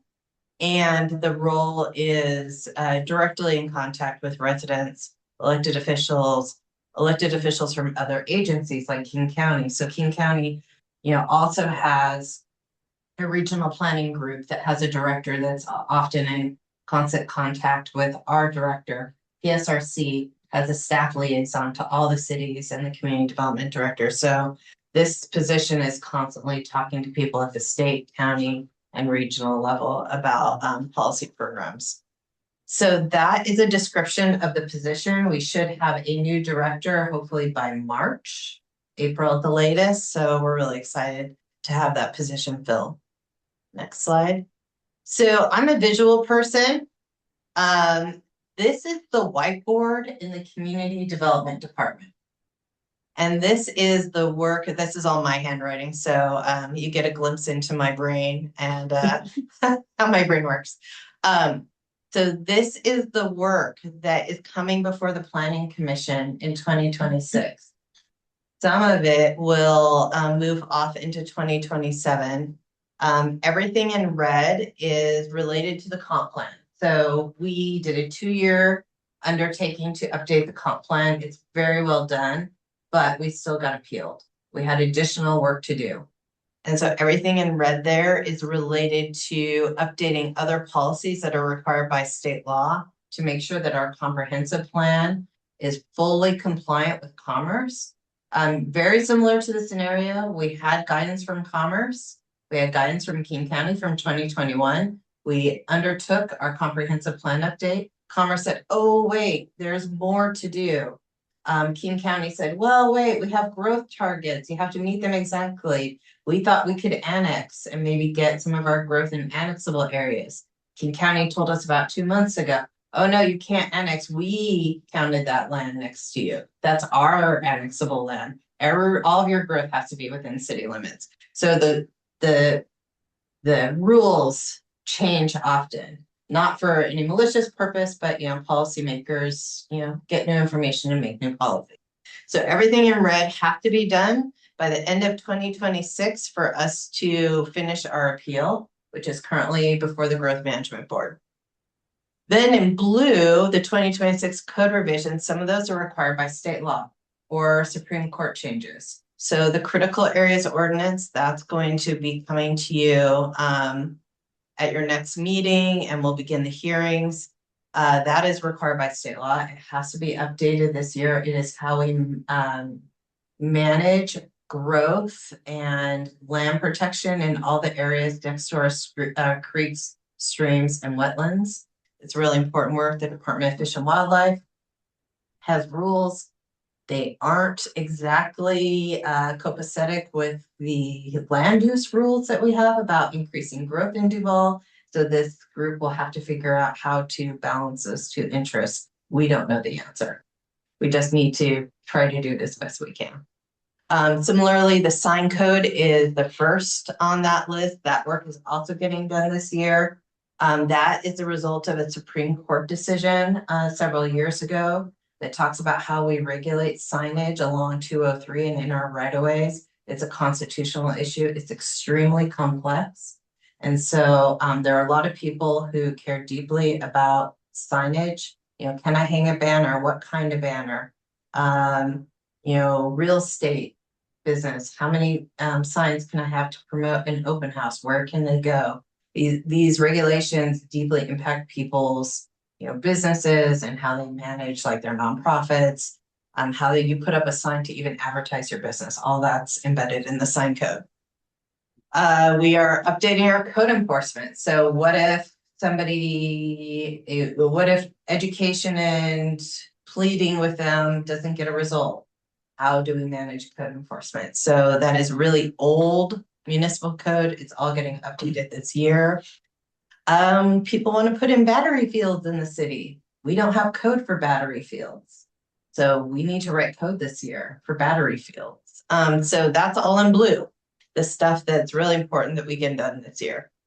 We're also picking up some things in the purple category, things that we just know need to get done as we come across things like, oh, that code's outdated, or, oh, we had to change this because state law changed, but we didn't change this other area of the code. That's the purple list. And then we have SOPs that need to be done because every time we have to do a massive code revision, we now have to do our standards of practice or our service levels to match those changes in code. So I just wanted to show you that whiteboard because I think it's a really powerful visual representation of these two employees and the community development director have to do this body of work this year. So thank you, planning commissioners, for helping them with that work.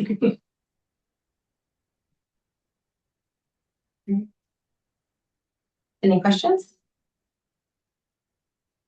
Okay. So yeah. Nobody ran out the door though, so I mean that's great. Next up we have co-living and residential parking code amendment overview, presentation by Maddie Lawrenson, our associate planner.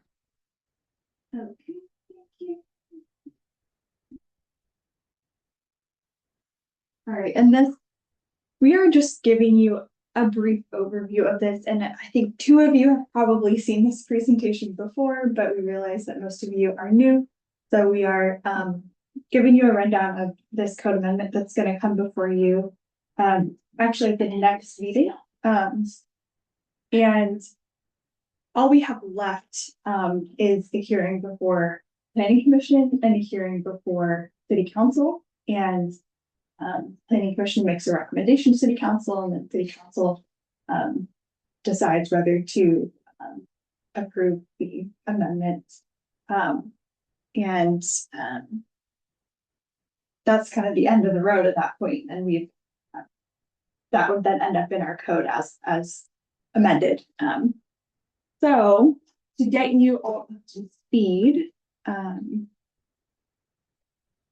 so that at the next meeting, when the hearing occurs, you all feel more comfortable with making a recommendation. I'm just going to give you a brief introduction today. Hopefully it should be pretty quick. Let's see.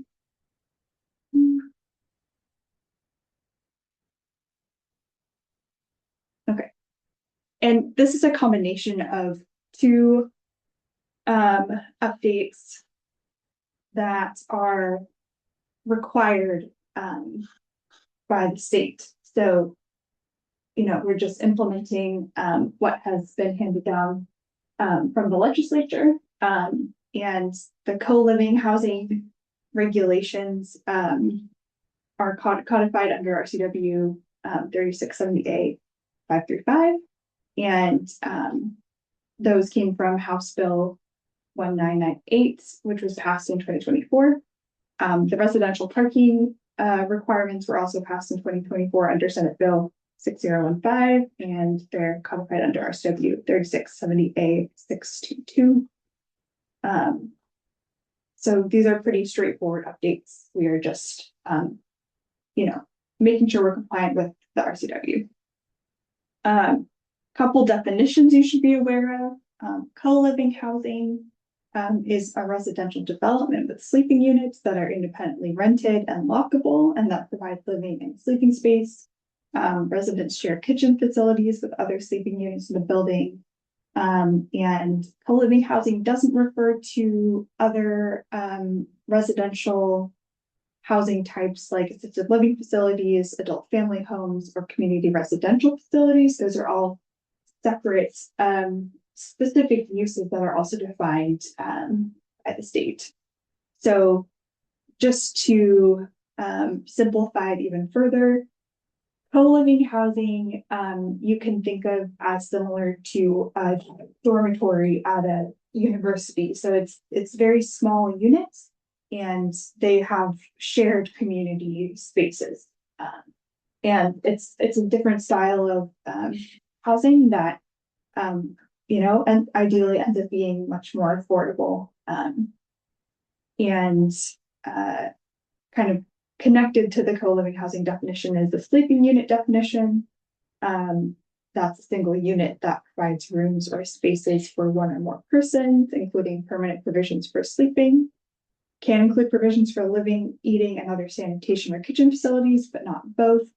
And that's because if it had both, it would be considered a dwelling unit, which is a separate definition. And so making that distinction between sleeping unit and dwelling unit helps us differentiate co-living housing from, for example, an individual house that's renting out rooms. So that wouldn't be considered co-living housing. Co-living housing is generally takes the form of more of kind of apartment style structure. Like a suite in a hotel. Yeah, it's something like that, maybe. Yeah. Yeah, that's maybe a good analogy. Not a full kitchen, right? That's Right. And it can have kind of a kitchenette, potentially, but not a full kitchen. Right. Right. And I think the main takeaway with this update is the zones where co-living housing is going to be allowed. All of those zones already allow multi-family housing. And this code update doesn't make any changes to, you know, dimensional standards or kind of massing or how the structure actually physically looks. Anywhere where we have zones where you could build kind of more of an apartment style building, you can build the same structure, but you can construct it to be co-living housing and construct the bedrooms and the units themselves to be smaller, if that makes sense. So this map gives you an idea of, this is our zoning map. And so this is something that we refer to quite frequently. And the zones that are highlighted in the red boxes are the ones that allow multifamily housing. And based on the state requirements, the zones that allow multifamily housing also need to allow co-living housing. So pretty straightforward. You'll notice that those zones are the ones that are closer to Main Street generally, and in Big Rock Road.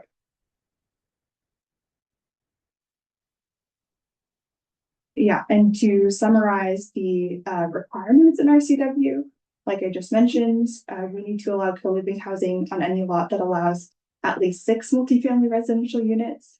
And the simplest way for us to actually implement that is just to allow co-living housing in the zones that allow multifamily residential units, period. So we also can't treat the individual sleeping units in co-living housing as more than a quarter of a dwelling unit for purposes of calculating density. Can be a little bit technical, but as an example, if someone's constructing co-living housing in a zone that allows a maximum of 8, how about 8 units per acre? So you have an acre lot, and generally 8 units per acre is the maximum. If you're building co-living housing, each unit actually counts as a quarter of dwelling unit. So you actually could have a total of 32 sleeping units in that complex. Sounds like a lot, but it makes sense when you think about the size of a sleeping unit compared to a larger dwelling unit. And it's, again, this is just a state requirement.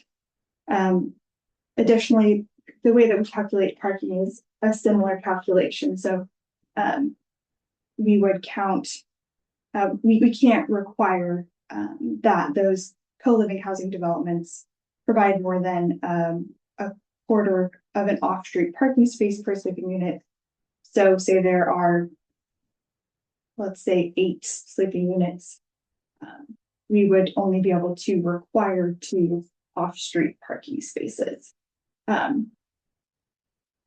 A developer could provide more, but the base requirement is going to be pretty minimal. We can't hold co-living housing to more restrictive standards than those applied to a typical multifamily residential use.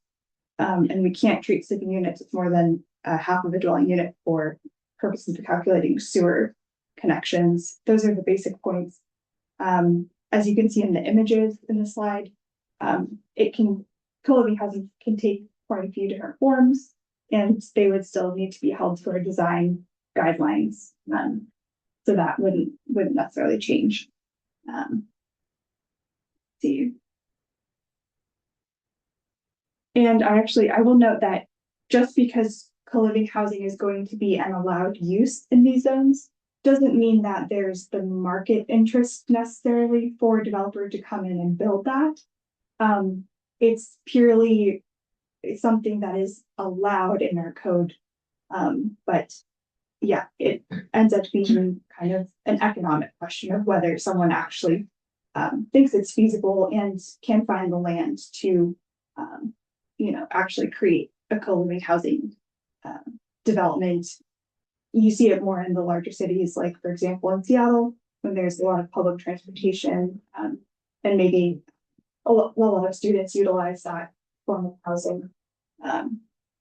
But yeah, I don't know how feasible it would be out here. Okay, and then on the residential parking side, this is a separate RCW section that's guiding these updates, but we're combining them. This update has to do specifically with residential parking. It doesn't have to do with commercial parking requirement. So keep that in mind. We need to make sure that we don't require residential parking spaces to be more than 8 by 20 feet, except for ADA compliance. Currently, our requirement is 9 by 20. So, you know, reducing it by 1 foot. And again, if there's the desire on the part of the developer to create larger parking stalls, they can do that. We just can't require anything larger than 8 by 20. Let's see. And then parking spaces that count for the minimum parking requirement can be enclosed or unenclosed. That doesn't really change for us. That's been an allowance in our code for a while. So we wouldn't say, oh, you have to park in your garage. We count unenclosed stalls too. Tandem parking stalls need to count for minimum parking requirements. In practice, we've already been doing that as well. You can see an example of the tandem parking in the image below. Parking spaces that consist of grass block pavers can count toward minimum parking requirements. So that's, you can see that in the image on the top, an example of those grass block pavers and what they might look like. And then up to 6 legally non-conforming gravel parking stalls can also count toward minimum parking requirements. So if there are 6 or fewer parking stalls that are just existing, they're currently gravel, we can't require them to use a different material, or we have to consider them in our parking, our minimum parking calculation.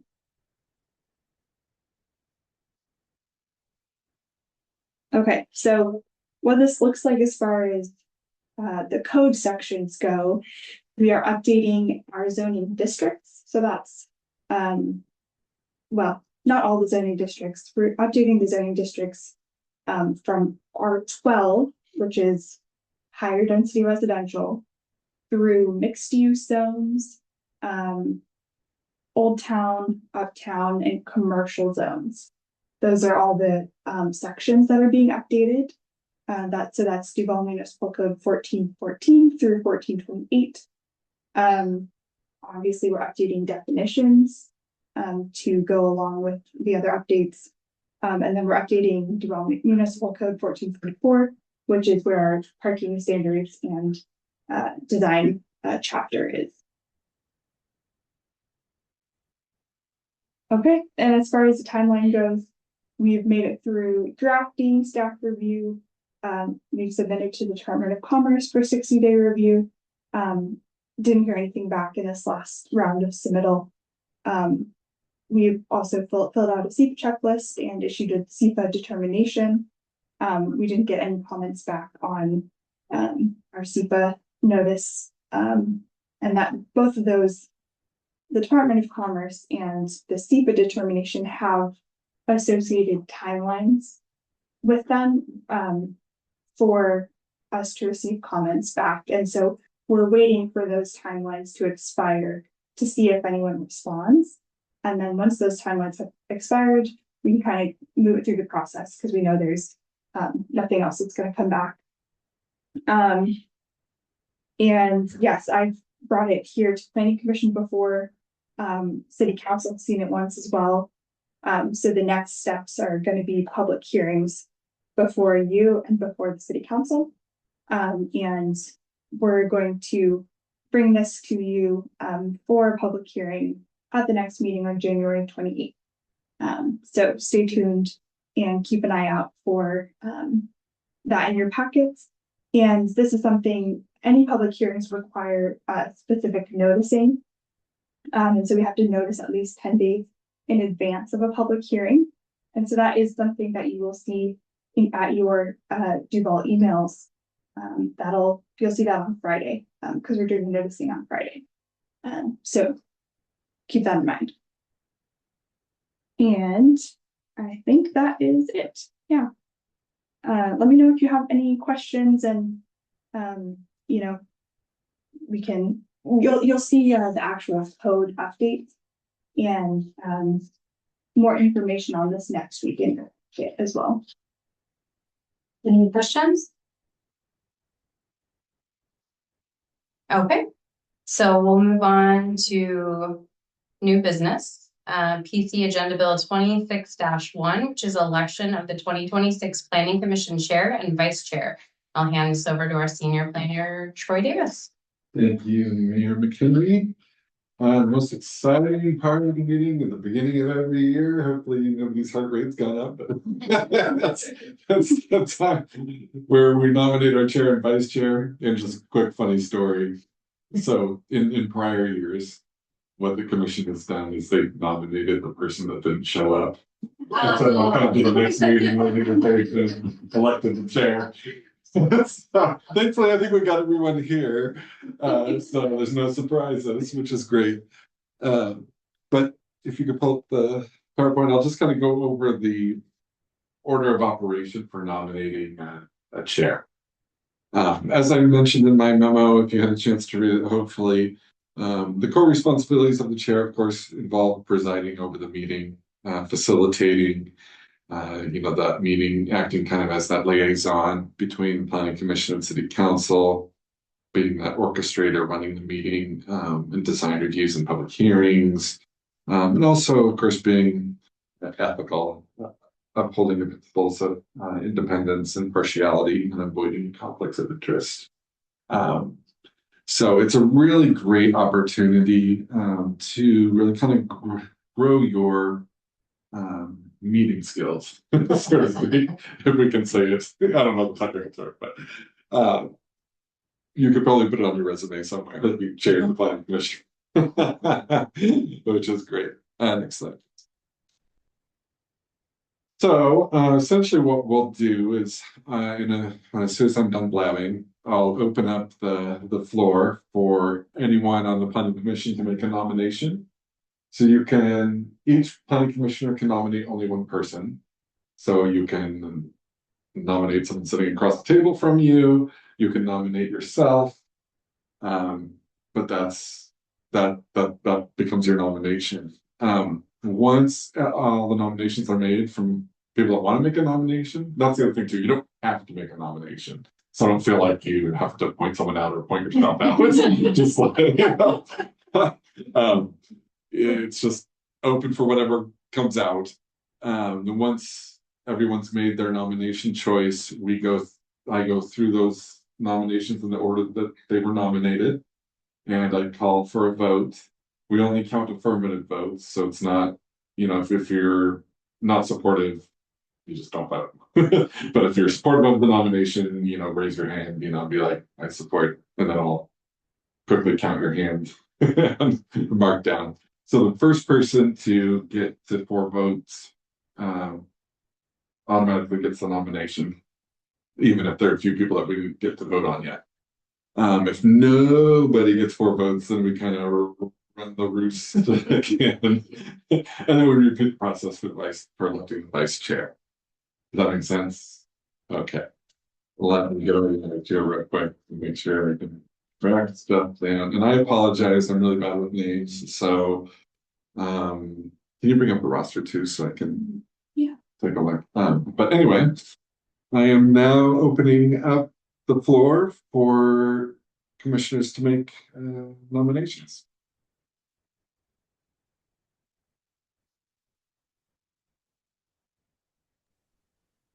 Don't all go at once. Yeah, how do I do this? Did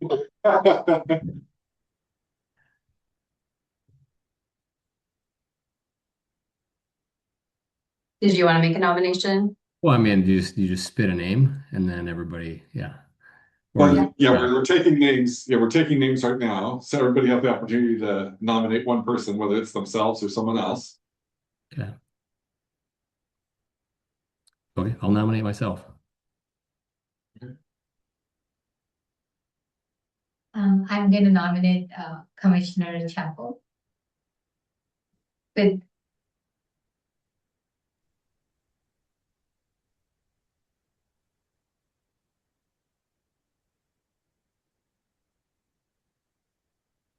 Any other nomination? I feel like the game show host in the background. Okay, I'll close the nominations and we'll now take a vote. We'll start with the first nomination, which is Commissioner Rank. So raise your hand if you not want to vote for.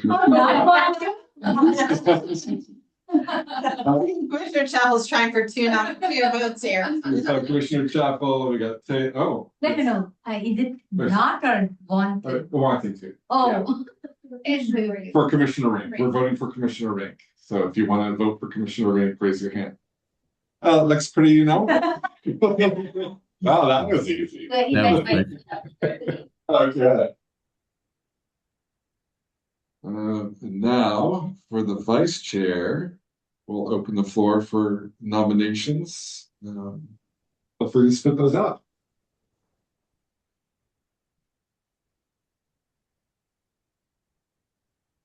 Commissioner Chapel. Okay.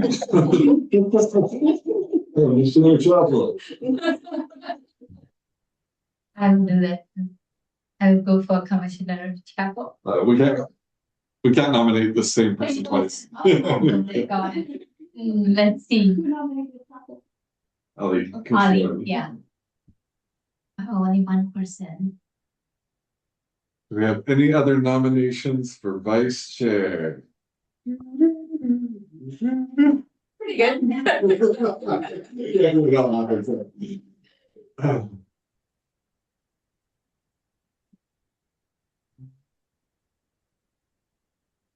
There's nothing that in the bylaws that talks about only one person being nominated, so if there's honestly no other nominations out there, I'll close the nomination for. Okay, we'll vote on Commissioner Chapel. All right, looks unanimous. All right, we have Commissioner Rake and we have Chair, which is Commissioner Rake, and our Vice Chair, which is Commissioner Chapel. Thank you very much. It's an honor to be nominated. Yeah. Congratulations to both of you. We don't have any unfinished business, and so if there's nothing further, we will adjourn at 8:17 p.m. Thank you much. Take care.